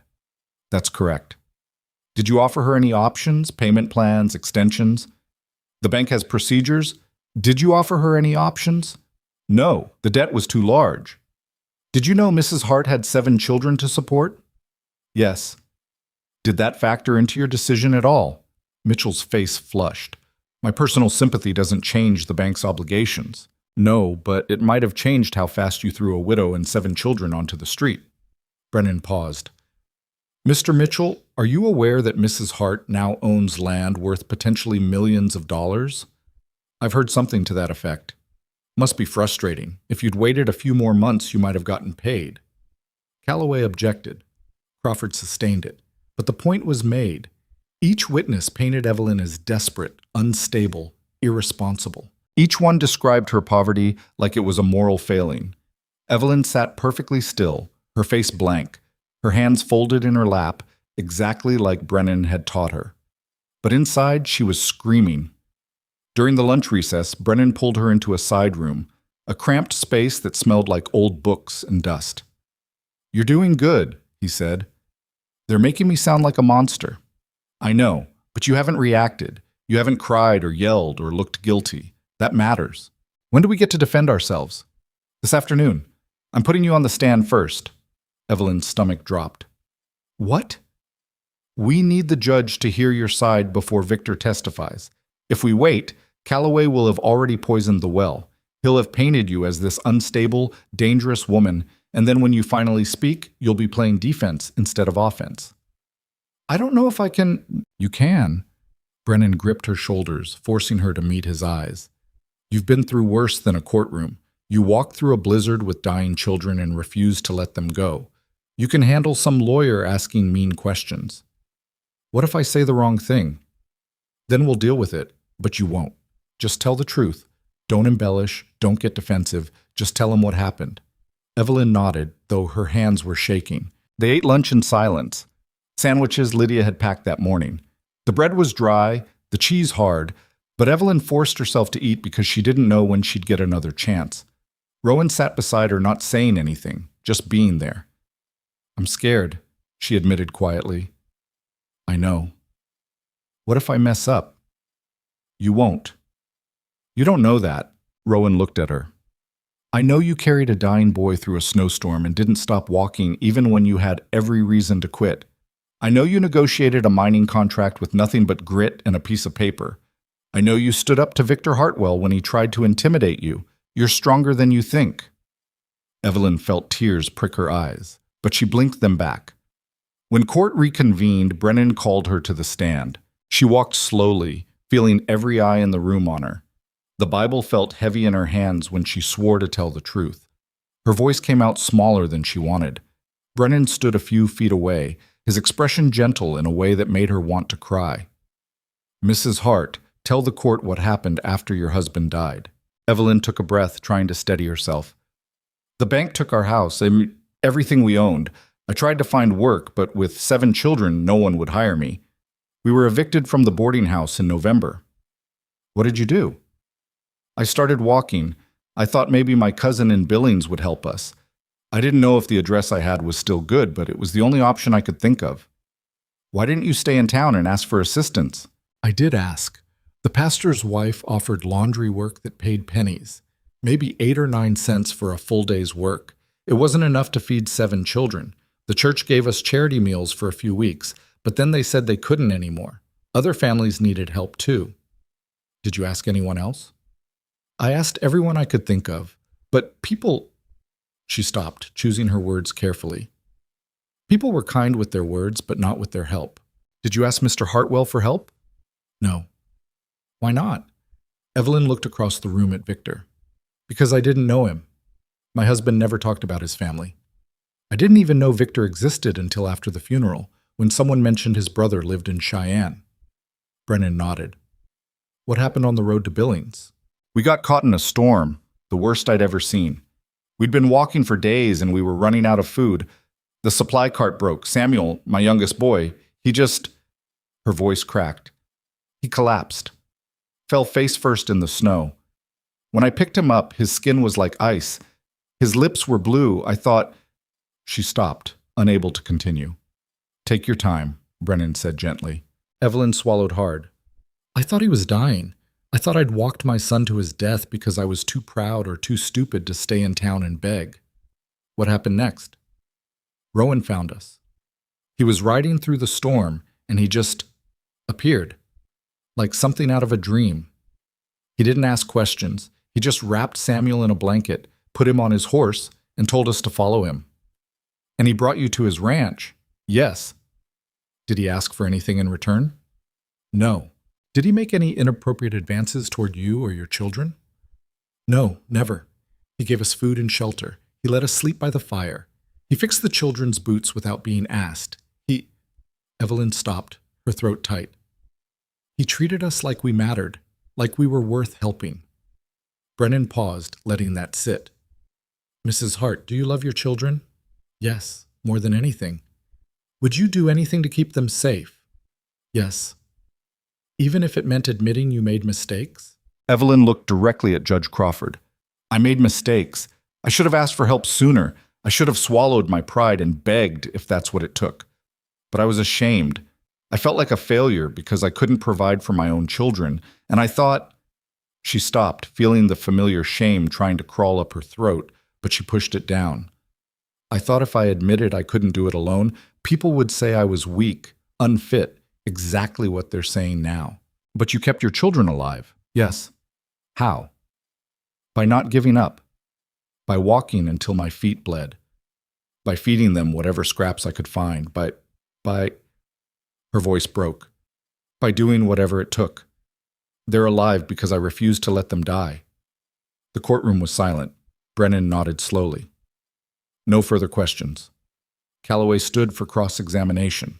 He approached slowly, his expression sympathetic in a way that immediately put Evelyn on edge. Mrs. Hart, you said you kept your children alive. That's admirable. Truly. But would you agree that survival isn't the same as thriving? I don't know what you mean. I mean your children were starving, freezing, traumatized by what you put them through.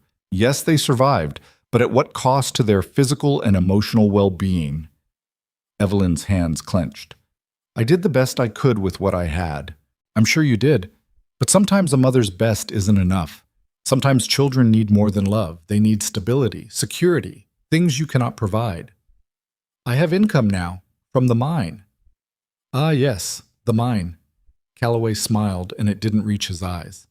Tell me, Mrs. Hart, when did you first learn about this mine?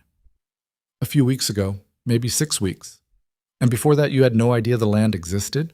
No, my husband's aunt transferred it to me before she died, but I didn't know about it until Rowan found the deed.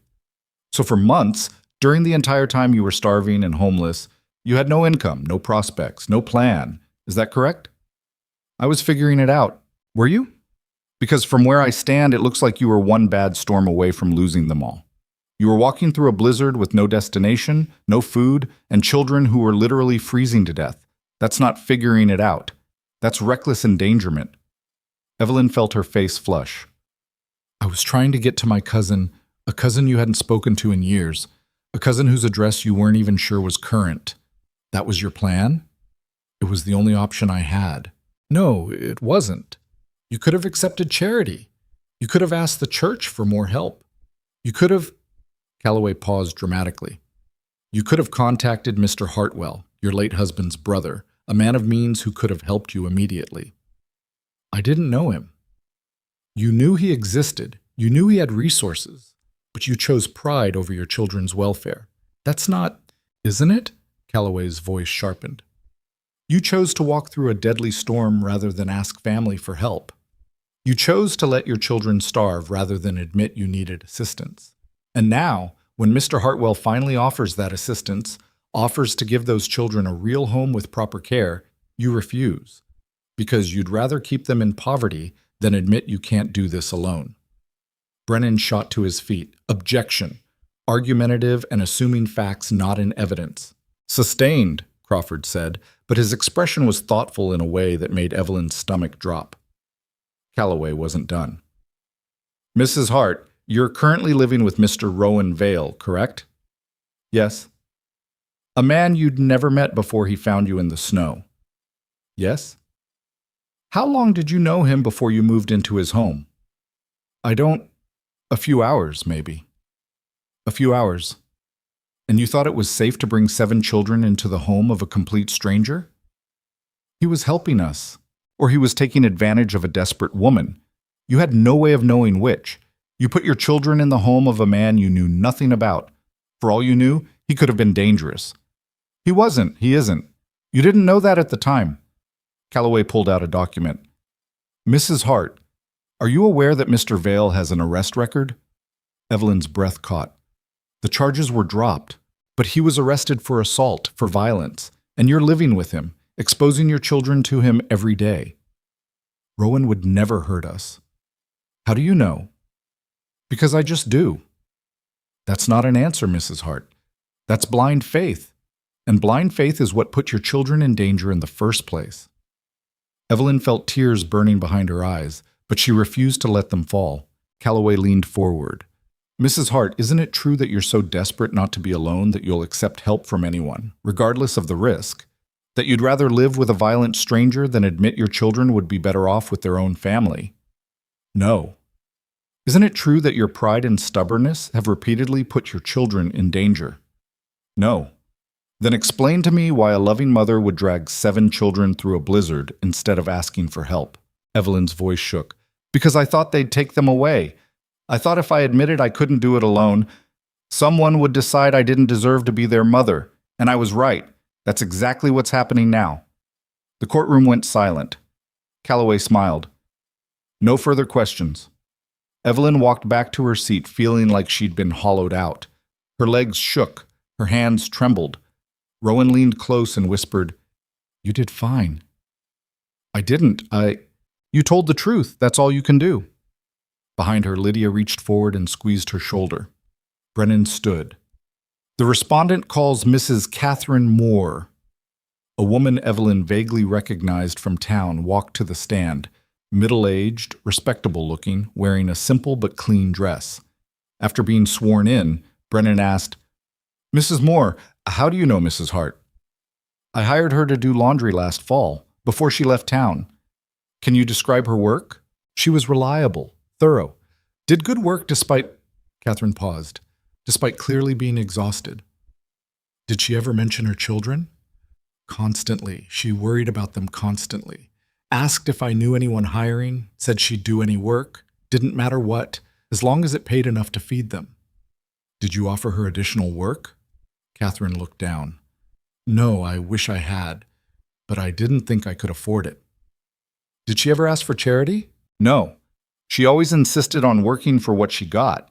Even when I tried to give her extra, she refused unless she could work for it. Brennan nodded. Thank you, Mrs. Moore. Calloway's cross-examination was brief and dismissive, clearly seeing Catherine as a minor witness.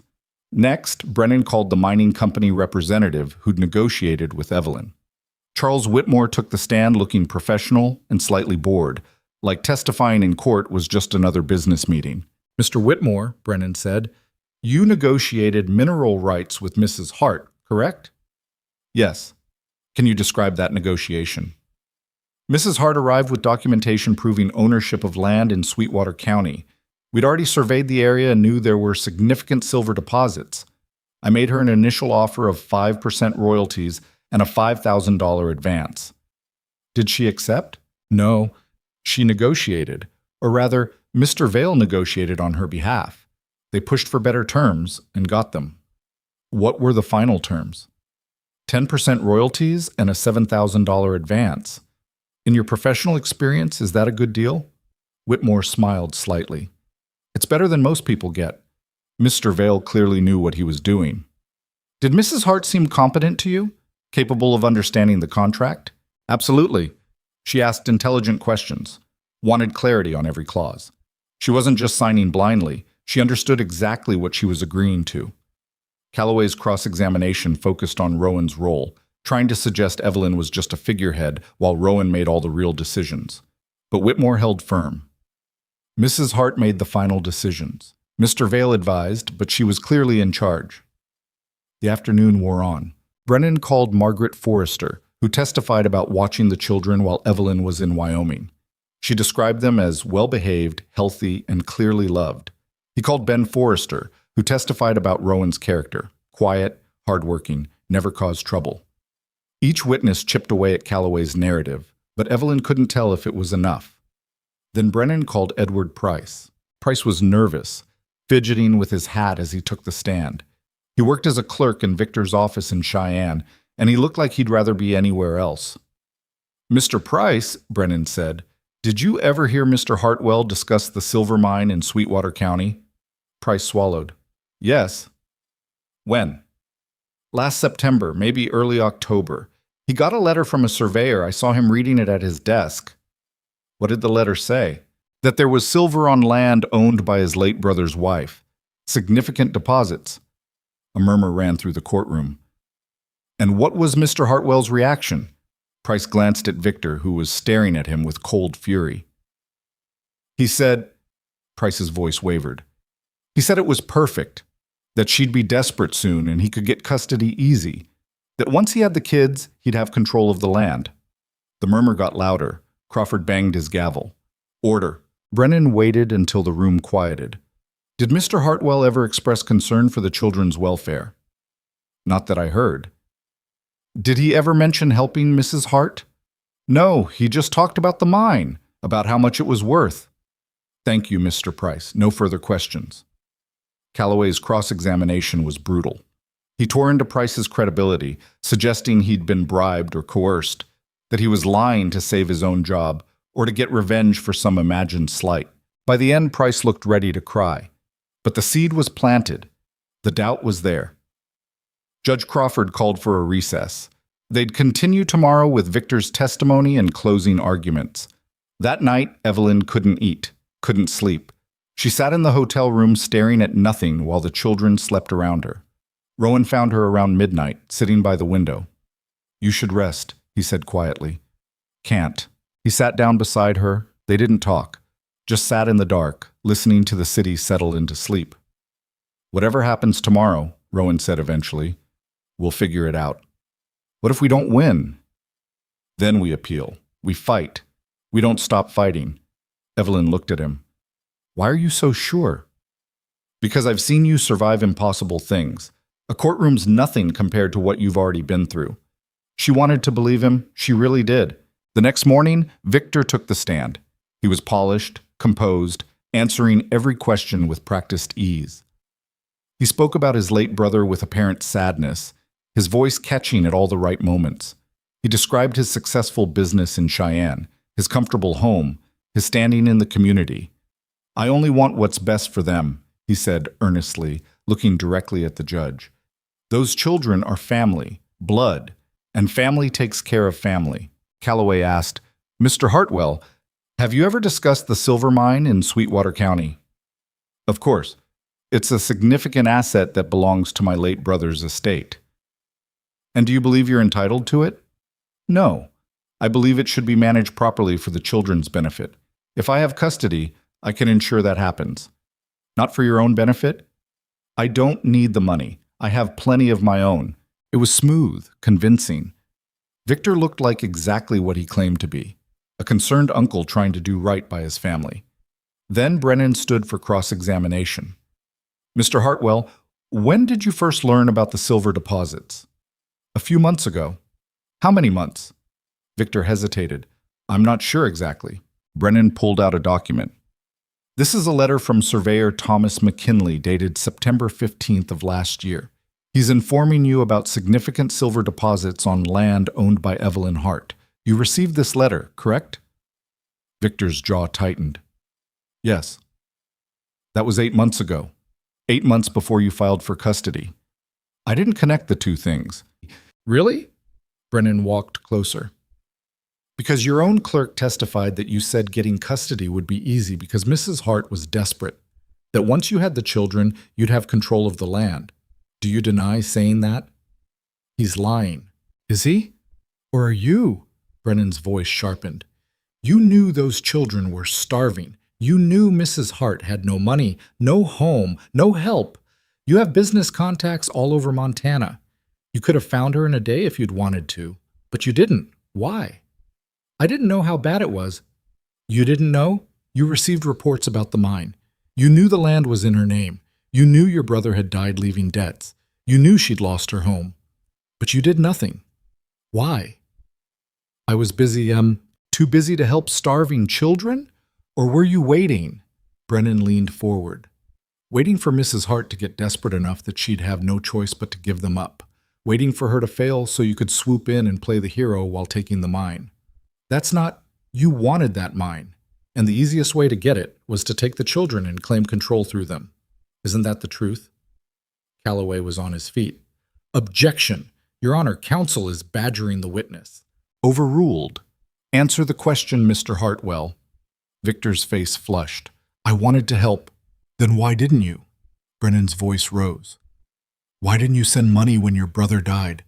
Why didn't you offer shelter? Why didn't you do anything until you found out about the silver? You didn't think they needed help? Or you didn't think about them at all until they became valuable? Your Honor, Calloway shouted.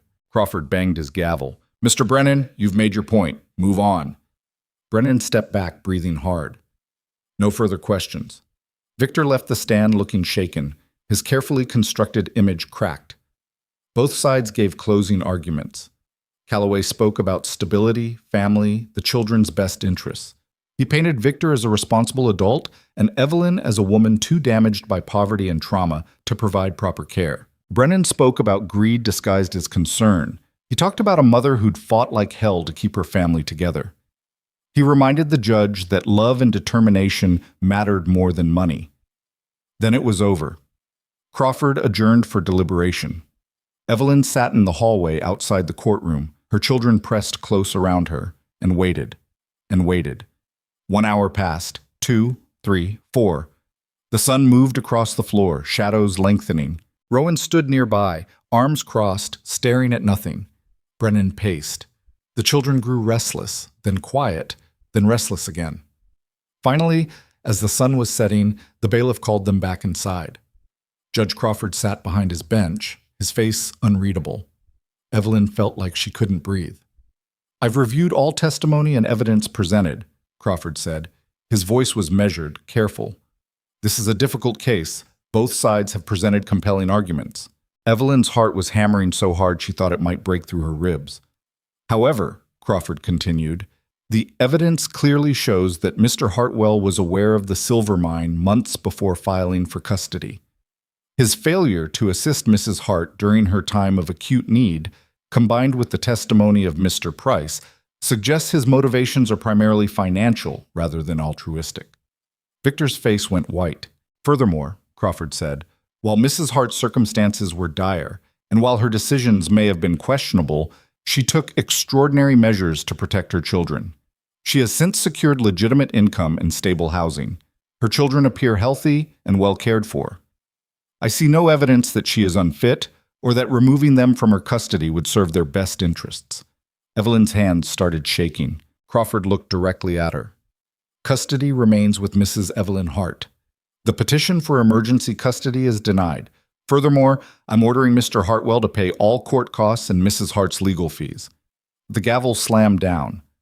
For a moment, Evelyn couldn't move, couldn't think, couldn't process what she'd just heard. Then Lydia threw her arms around her, and the younger children piled on, and Evelyn was crying and laughing and holding them so tight she couldn't tell where she ended and they began. Across the aisle, Victor sat frozen, his lawyers already packing their briefcases, their faces carefully neutral. Brennan walked over, a rare, genuine smile on his face. "You did it." "We did it," Evelyn corrected, her voice thick with tears. She turned to thank Rowan, but he was already gone. She found him outside, standing in the street, staring at the mountains in the distance. "Rowan," he turned. "Thank you," she said, "for everything, for finding us, for helping me fight, for—" "You would have won without me," he said quietly. "No, I wouldn't have." She walked closer. "I couldn't have done any of this alone." "You're not alone anymore." They stood there in the fading light, and Evelyn felt something shift inside her chest. Something that had been tight and afraid for so long, finally beginning to loosen. "What happens now?" Rowan asked. Evelyn looked back at the courthouse, where her children were waiting. "Now," she said, "we go home." They didn't go home right away. Evelyn needed a few days to recover from the trial, to let the reality sink in that her children were actually hers to keep. They stayed at the hotel while Brennan finalized paperwork and made sure Victor couldn't file any appeals that might stick. The children were restless, cooped up in 2 small rooms with nothing to do but wait. Jacob and Thomas got into a fistfight over a deck of cards that ended with Thomas sporting a black eye and Jacob nursing a split lip. Rose cried for hours because she wanted to go outside, but the streets were too muddy. Clara and Margaret bickered constantly about everything and nothing. Lydia tried to keep order, but even she was fraying at the edges. "I can't do this anymore," she said to Evelyn on the second night, her voice cracking. "I can't keep them quiet. I can't keep them calm. I'm not their mother." Evelyn pulled her close. "You've been doing the work of a mother for months. You're allowed to be tired." "I don't want to be tired. I want to be a kid again." The words hit Evelyn harder than she expected. She'd relied on Lydia so much during the worst of it, too much probably, and she hadn't stopped to think about what that had cost her oldest daughter. "I'm sorry," Evelyn said quietly. "I asked too much of you." Lydia wiped her eyes. "You didn't have a choice." "Maybe not, but I'm choosing now. You're 14. You should be thinking about books and friends and, I don't know, whatever 14-year-old girls think about, not raising your siblings. What if I don't know how to be just a kid anymore?" Evelyn held her tighter. "Then we'll figure it out together."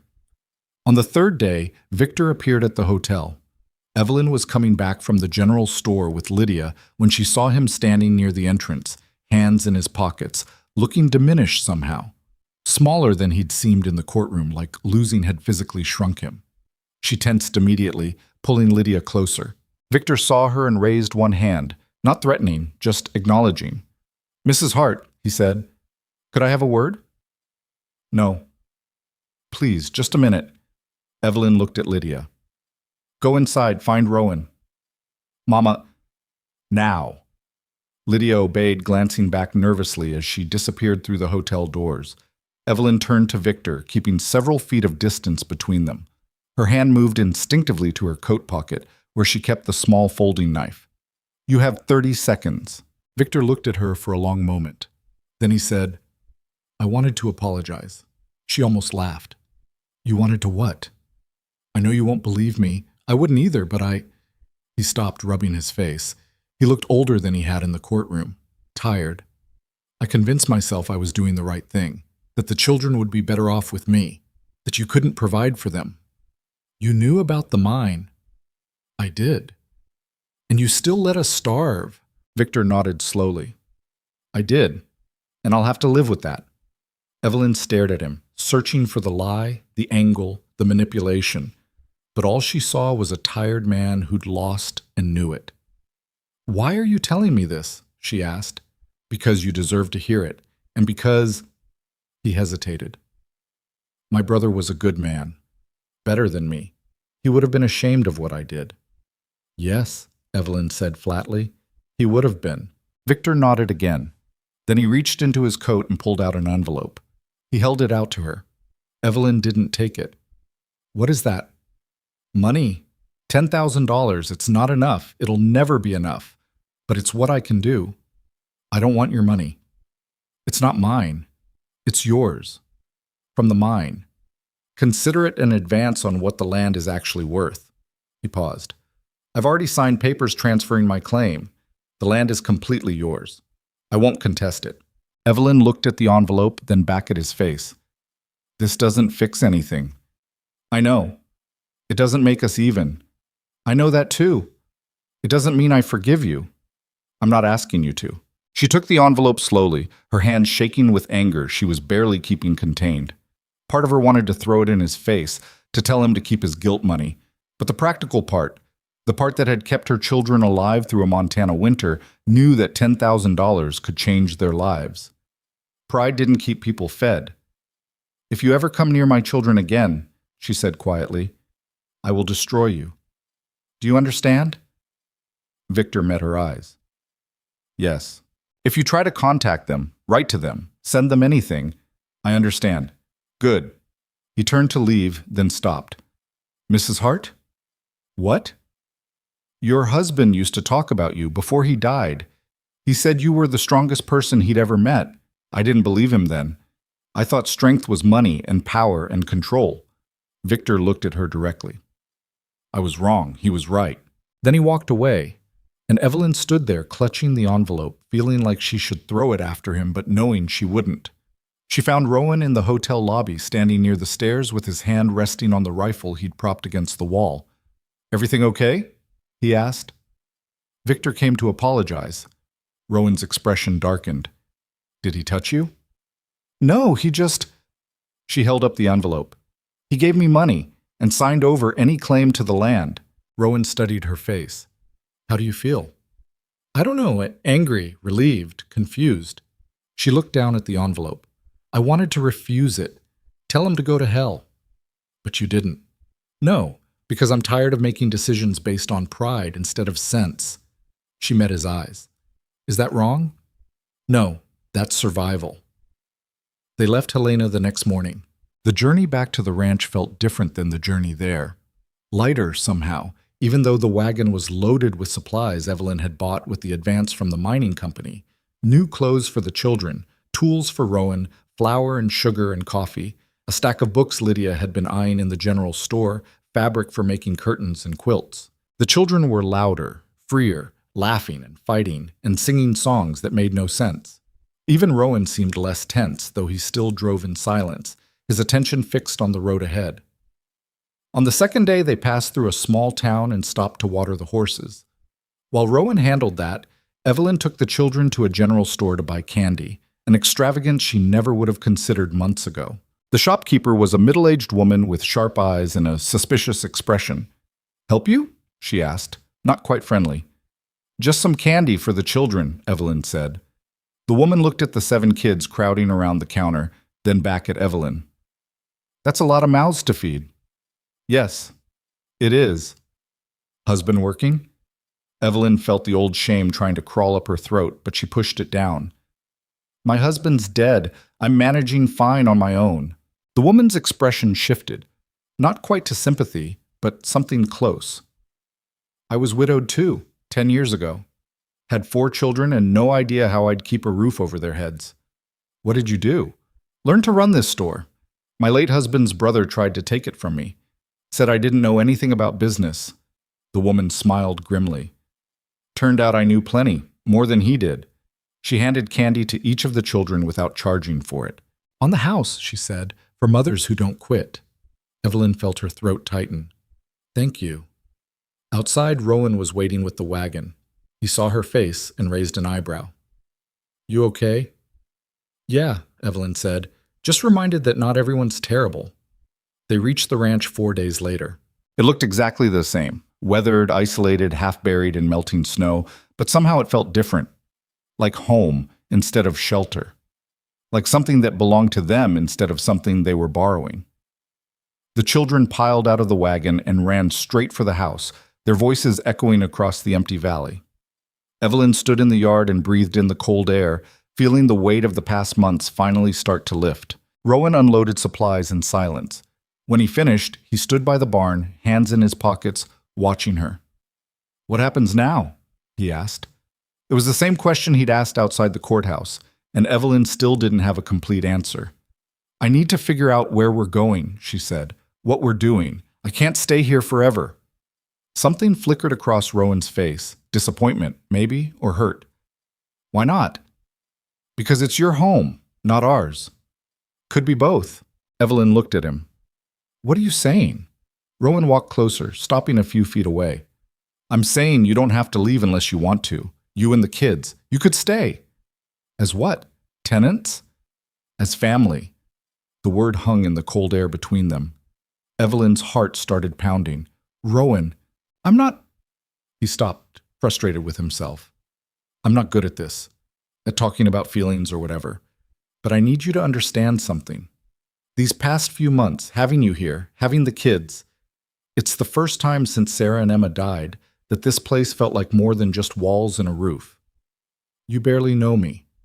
I know enough. You don't know what you're asking. Then tell me. Evelyn felt tears prick her eyes.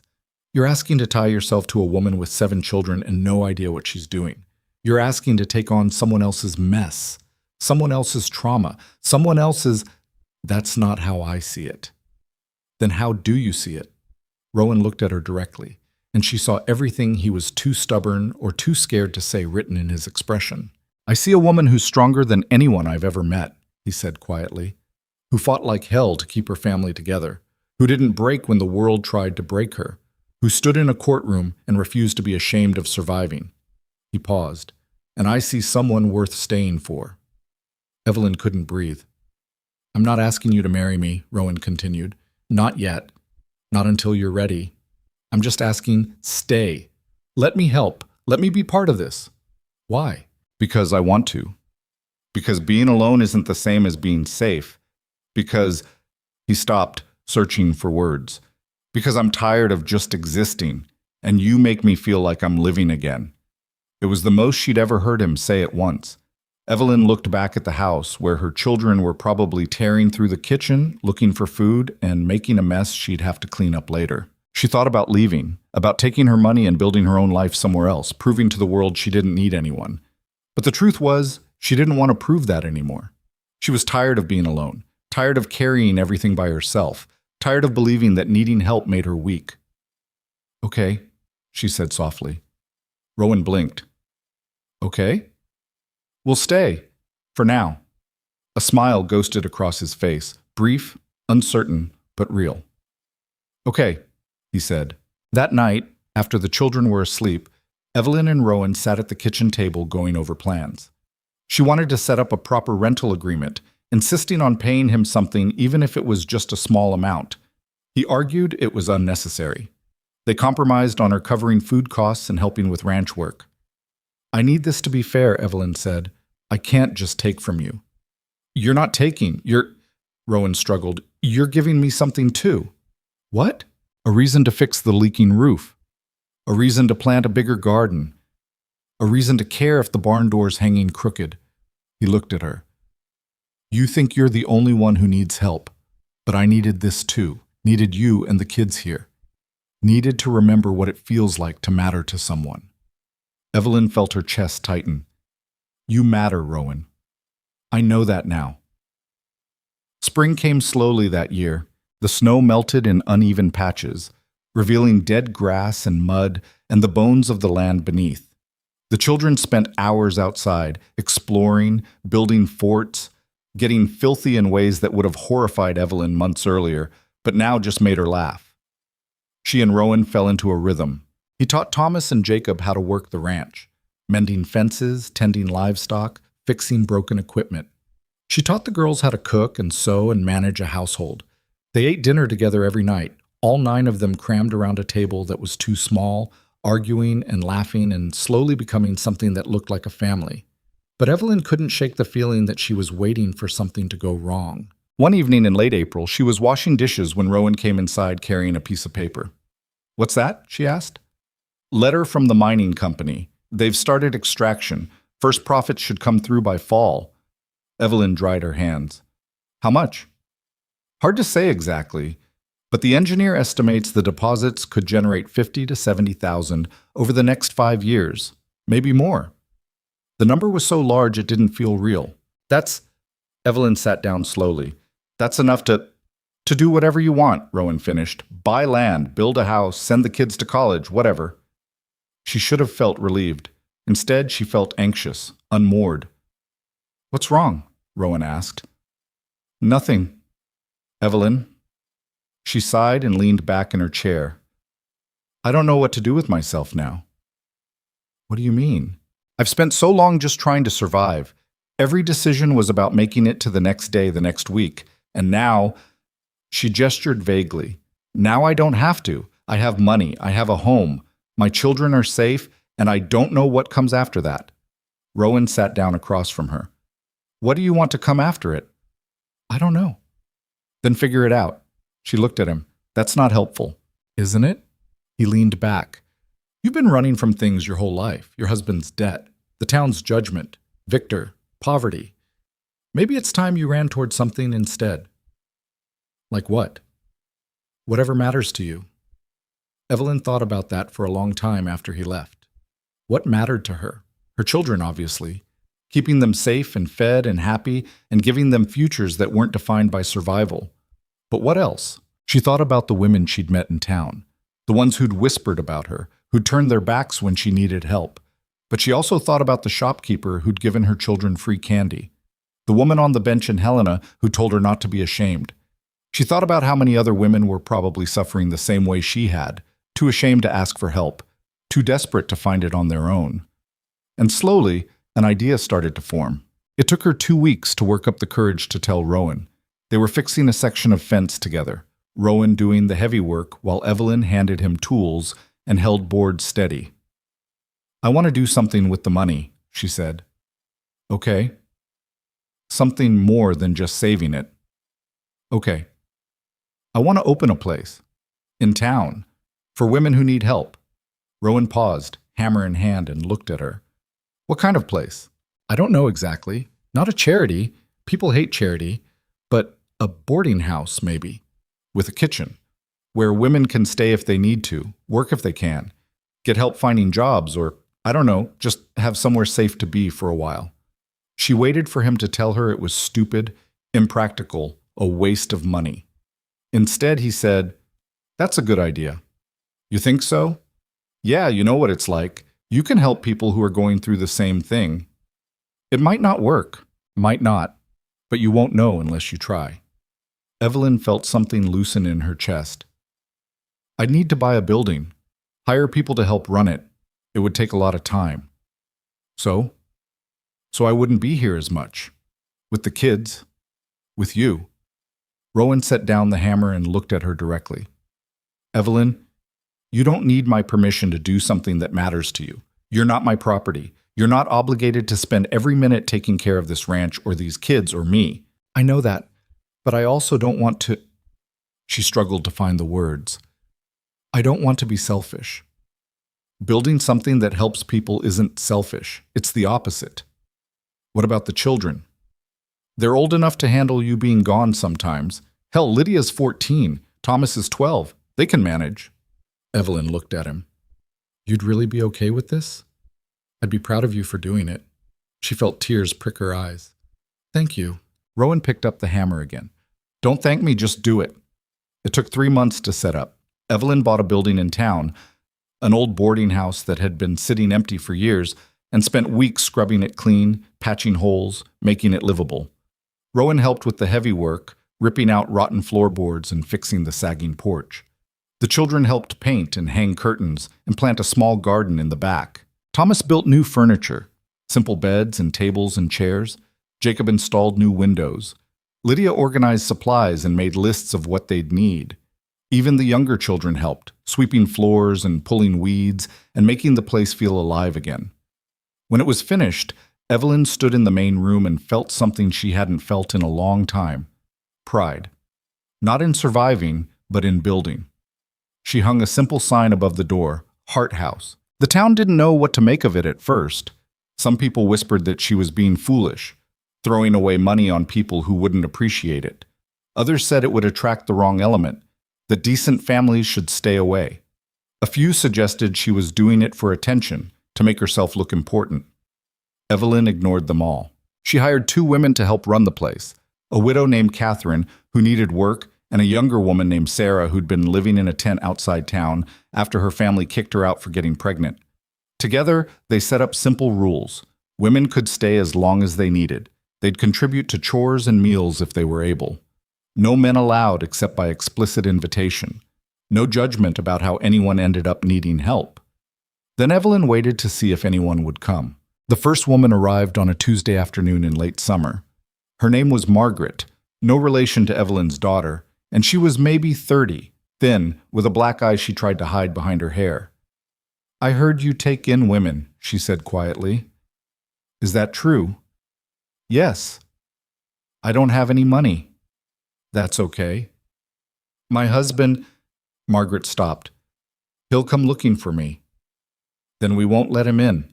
Margaret stared at her like she didn't quite believe it. "You're safe here," Evelyn said gently. "Whatever you're running from, you're safe." Margaret started crying. Evelyn let her cry, then showed her to a small room on the second floor. She brought her hot tea and soup and clean clothes. She didn't ask questions, just gave her space. By the end of the week, 3 more women had arrived. A widow with 2 children who'd been evicted. A young woman who'd run away from an arranged marriage. An older woman whose family had abandoned her after her husband died and left debts. Evelyn welcomed them all. She cooked meals, found them work, helped them figure out next steps. She listened to their stories without judgment and gave them space to heal without pressure. And slowly, word spread. Within a month, Hart House was full. Within 2 months, Evelyn was looking at buying a second building. The town's opinion shifted gradually. The whispers didn't stop entirely, but they changed. People started calling her the strongest woman in the territory. Not because she was rich or respectable in the traditional sense, but because she'd survived hell and turned it into something that helped others survive too. One afternoon in late September, Evelyn was working in the garden behind Hart House when a familiar voice called out, "Mrs. Hart?" She turned and saw Thomas Brennan standing at the fence. "Mr. Brennan, what are you doing here?" "Heard about what you're doing. Wanted to see it for myself." He looked at the building, the garden, the women visible through the windows. "This is good work." "Thank you. I also came to tell you something. Victor Hartwell died." Evelyn stopped, her hands still in the dirt. "When?" "Last week. Heart attack." She waited for some feeling to surface. Satisfaction, maybe, or vindication. But there was nothing. Just a vague sense of something ending that had ended a long time ago. "I won't pretend to mourn him," she said. "I wouldn't expect you to." Brennan paused. "He left a will. Named you in it." Evelyn blinked. "What?" "He left you another $20,000. And a letter." Brennan handed her an envelope. Evelyn stared at it, not sure she wanted to open it. "I'll leave you to read that in private," Brennan said. "Take care, Mrs. Hart." He left, and Evelyn sat down on the porch steps, holding the envelope. Finally, she opened it. The letter was short, written in shaky handwriting that suggested Victor had been sick for a while before he died. "Mrs. Hart," it read, "I know this money doesn't fix what I did. I know apologies from a dead man are worthless. But I wanted you to know you were right about everything. I was greedy and cruel, and I hurt people who didn't deserve it. My brother would have been ashamed of me. I'm ashamed of myself. Use this money however you want. Help more people. Build more places like the one I heard you're running. Do something good with it. Make it mean something. Because what I did with my life sure as hell didn't. Victor Hartwell." Evelyn read it twice, then folded it carefully and tucked it into her pocket. She didn't forgive him, but she'd use the money. That evening, she told Rowan about the inheritance. They were sitting on the porch of the ranch watching the sunset, while the children played in the yard. $20,000, Rowan said. "Combined with what you already have, that's enough to open 3 more houses, maybe 4. "You're really going to do this?" "Yes." She looked at him. "Is that okay?" "Why wouldn't it be?" "Because it means I'll be busier, gone more, less time here." Rowan reached over and took her hand. "Evelyn, I didn't ask you to stay so you could spend every minute taking care of me. I asked you to stay because I wanted you in my life, not as my servant or my housekeeper, as—" He struggled with the words. "As my partner." "Your partner?" "Yeah, which means you get to have your own life, your own work, your own whatever." Evelyn looked down at their joined hands. "I love you," she said quietly. Rowan went very still. She'd never said it before. Neither of them had. "I know that probably scares you," she continued, "and I'm not asking you to say it back. I needed you to know." Rowan was quiet for a long moment. Then he said, "I love you too." Evelyn looked up, surprised. "I'm not good at saying it," he continued, "but I do. I have for a while. Why didn't you tell me? Didn't want to push you. Didn't want you to feel like you owed me anything." "I don't feel like I owe you. I feel—" She stopped.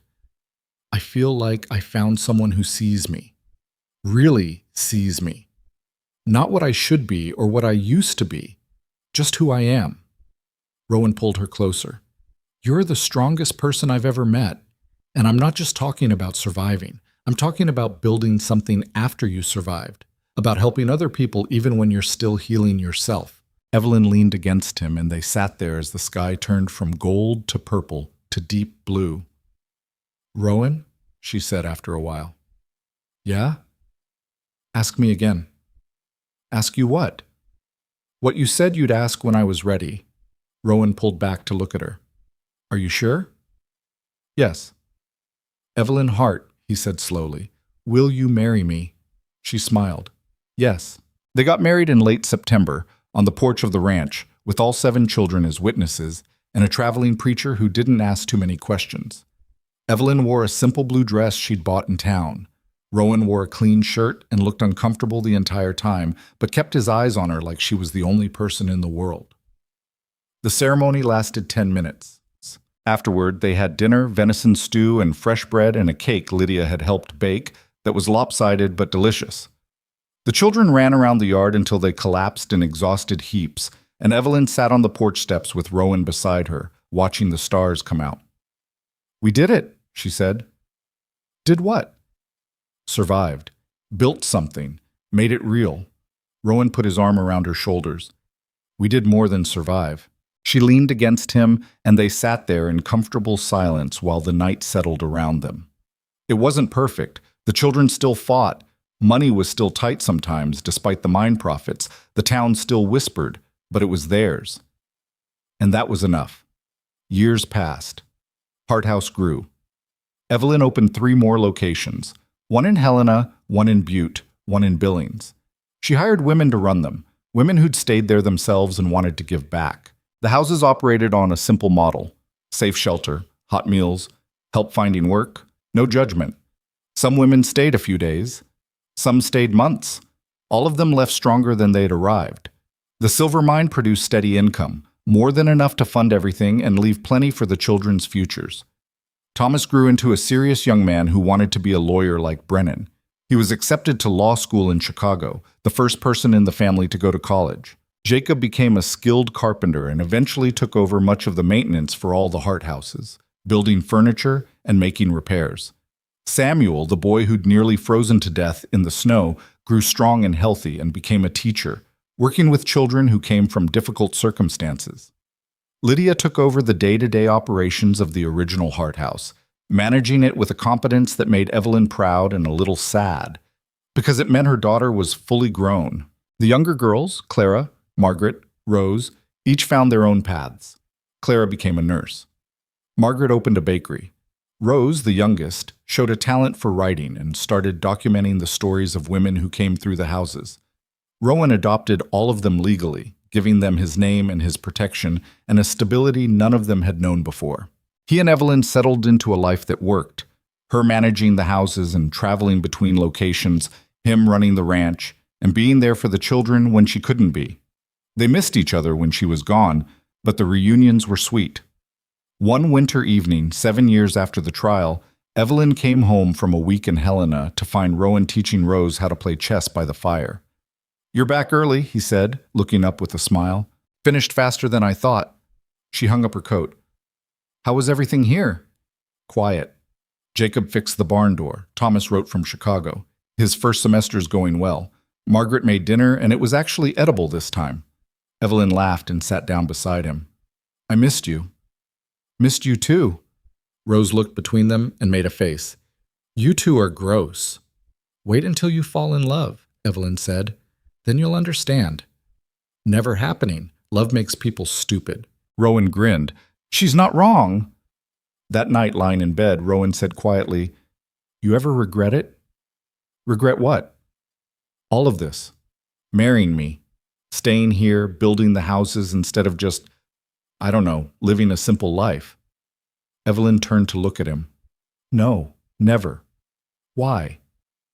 Just wondering. You could have done anything with that money. Gone anywhere. I went where I was needed, where I wanted to be. She touched his face. With you. Rowan pulled her close. I don't deserve you. Yes, you do. You saved my life. You saved mine first. They fell asleep like that, tangled together, and Evelyn dreamed of snow and frozen roads and a moment when everything could have ended but didn't. Spring came again, like it always did. One morning in early April, Evelyn was working in the garden behind the original Hart House when she heard a stagecoach stop on the road. She looked up and saw a young woman climb out, maybe 18 or 19, thin, with dark circles under her eyes, and a baby in her arms. The stagecoach driver pointed toward Hart House, said something Evelyn couldn't hear, then drove away. The girl stood alone in the road, clutching her baby, looking lost and terrified. Evelyn wiped her hands on her apron and started walking toward her. The girl saw her coming and tensed, like she was ready to run. It's okay, Evelyn called out. You're safe here. The girl didn't move. Evelyn got closer and saw how young she really was.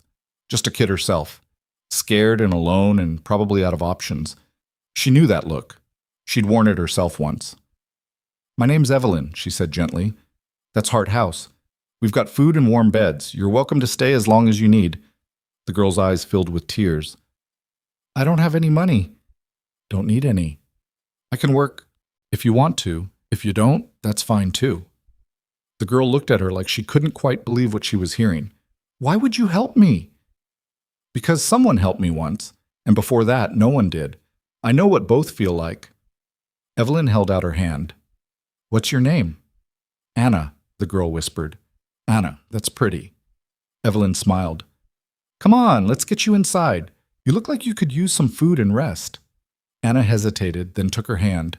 They walked back to Hart House together, and Evelyn felt that familiar sense of purpose settle in her chest. This was what mattered, not the money or the buildings or even the recognition. This. Reaching back for the next person who was drowning, pulling them to shore, showing them they could survive too. Inside, Catherine and Sarah were in the kitchen preparing lunch. They saw Anna and immediately went into action, heating soup, finding clean clothes, setting up a bed in one of the upstairs rooms. Anna sat at the table, holding her baby, looking around like she was waiting for the catch. There isn't one, Evelyn said, reading her expression. No catch, no expectations. You stay as long as you need. You figure out your next step when you're ready. I don't understand why you're doing this. Because I was you once, desperate and alone with children to protect. And someone gave me a chance. Now I'm giving you one. Anna started crying, not sad crying, but the kind of crying that comes when someone's been holding everything in for too long and finally feels safe enough to let go. Evelyn let her cry, one hand resting gently on her shoulder while the house bustled around them with life and warmth. Later that afternoon, Rowan stopped by with fresh vegetables from the ranch. He found Evelyn in the office, updating the ledger. Another one? He asked, nodding toward the stairs where Anna had gone to rest. Yeah.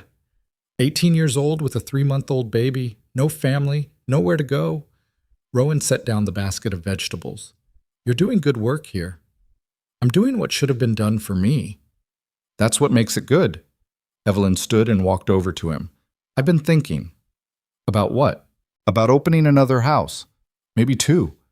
There are so many women who need help, and we're already full most of the time. You've got the money for it. I do, but it would mean more time away from the ranch, from you. Rowan pulled her close. Evelyn, I married you knowing exactly who you are, a woman who fights for people who can't fight for themselves. I'm not going to ask you to stop being that person just so I can see you more. You're sure? I'm sure. He kissed her forehead. Besides, the reunions are always worth the wait. She smiled against his chest. I love you. Love you too. That evening, Evelyn sat on the porch of Hart House and watched the sun set over the town. She thought about the frozen road where this had all started. The moment Samuel collapsed and she thought she'd lost him. The terror and desperation and absolute certainty that she was going to fail. She thought about Rowan appearing through the storm like something out of a dream, offering help when no one else would. She thought about the courtroom and the fear and the slow, hard-won victory. And she thought about all the women who'd come through these doors since then. All the lives that had changed, all the futures that had opened up because someone gave them a chance. She'd learned something through all of it, something she wished she'd known from the beginning. Shame only wins if you let it. Survival isn't pretty or perfect, and it doesn't mean you did everything right. It just means you didn't give up. Asking for help isn't weakness, it's wisdom. And sometimes the strongest thing you can do is keep walking when everything in you wants to quit. She'd kept walking. Through the snow and the cold and the hunger, through the judgment and the whispers and the courtroom, through the fear that she wasn't enough, would never be enough. And she'd made it. Not just survived, but built something that mattered. Inside the house, she could hear Anna singing softly to her baby.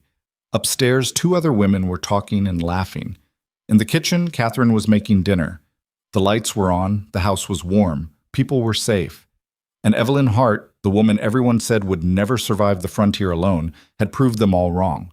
Not by becoming perfect, not by never making mistakes, but by refusing to let the world make her small, by building something bigger than her pain, by reaching back for the next person who was drowning and pulling them to shore.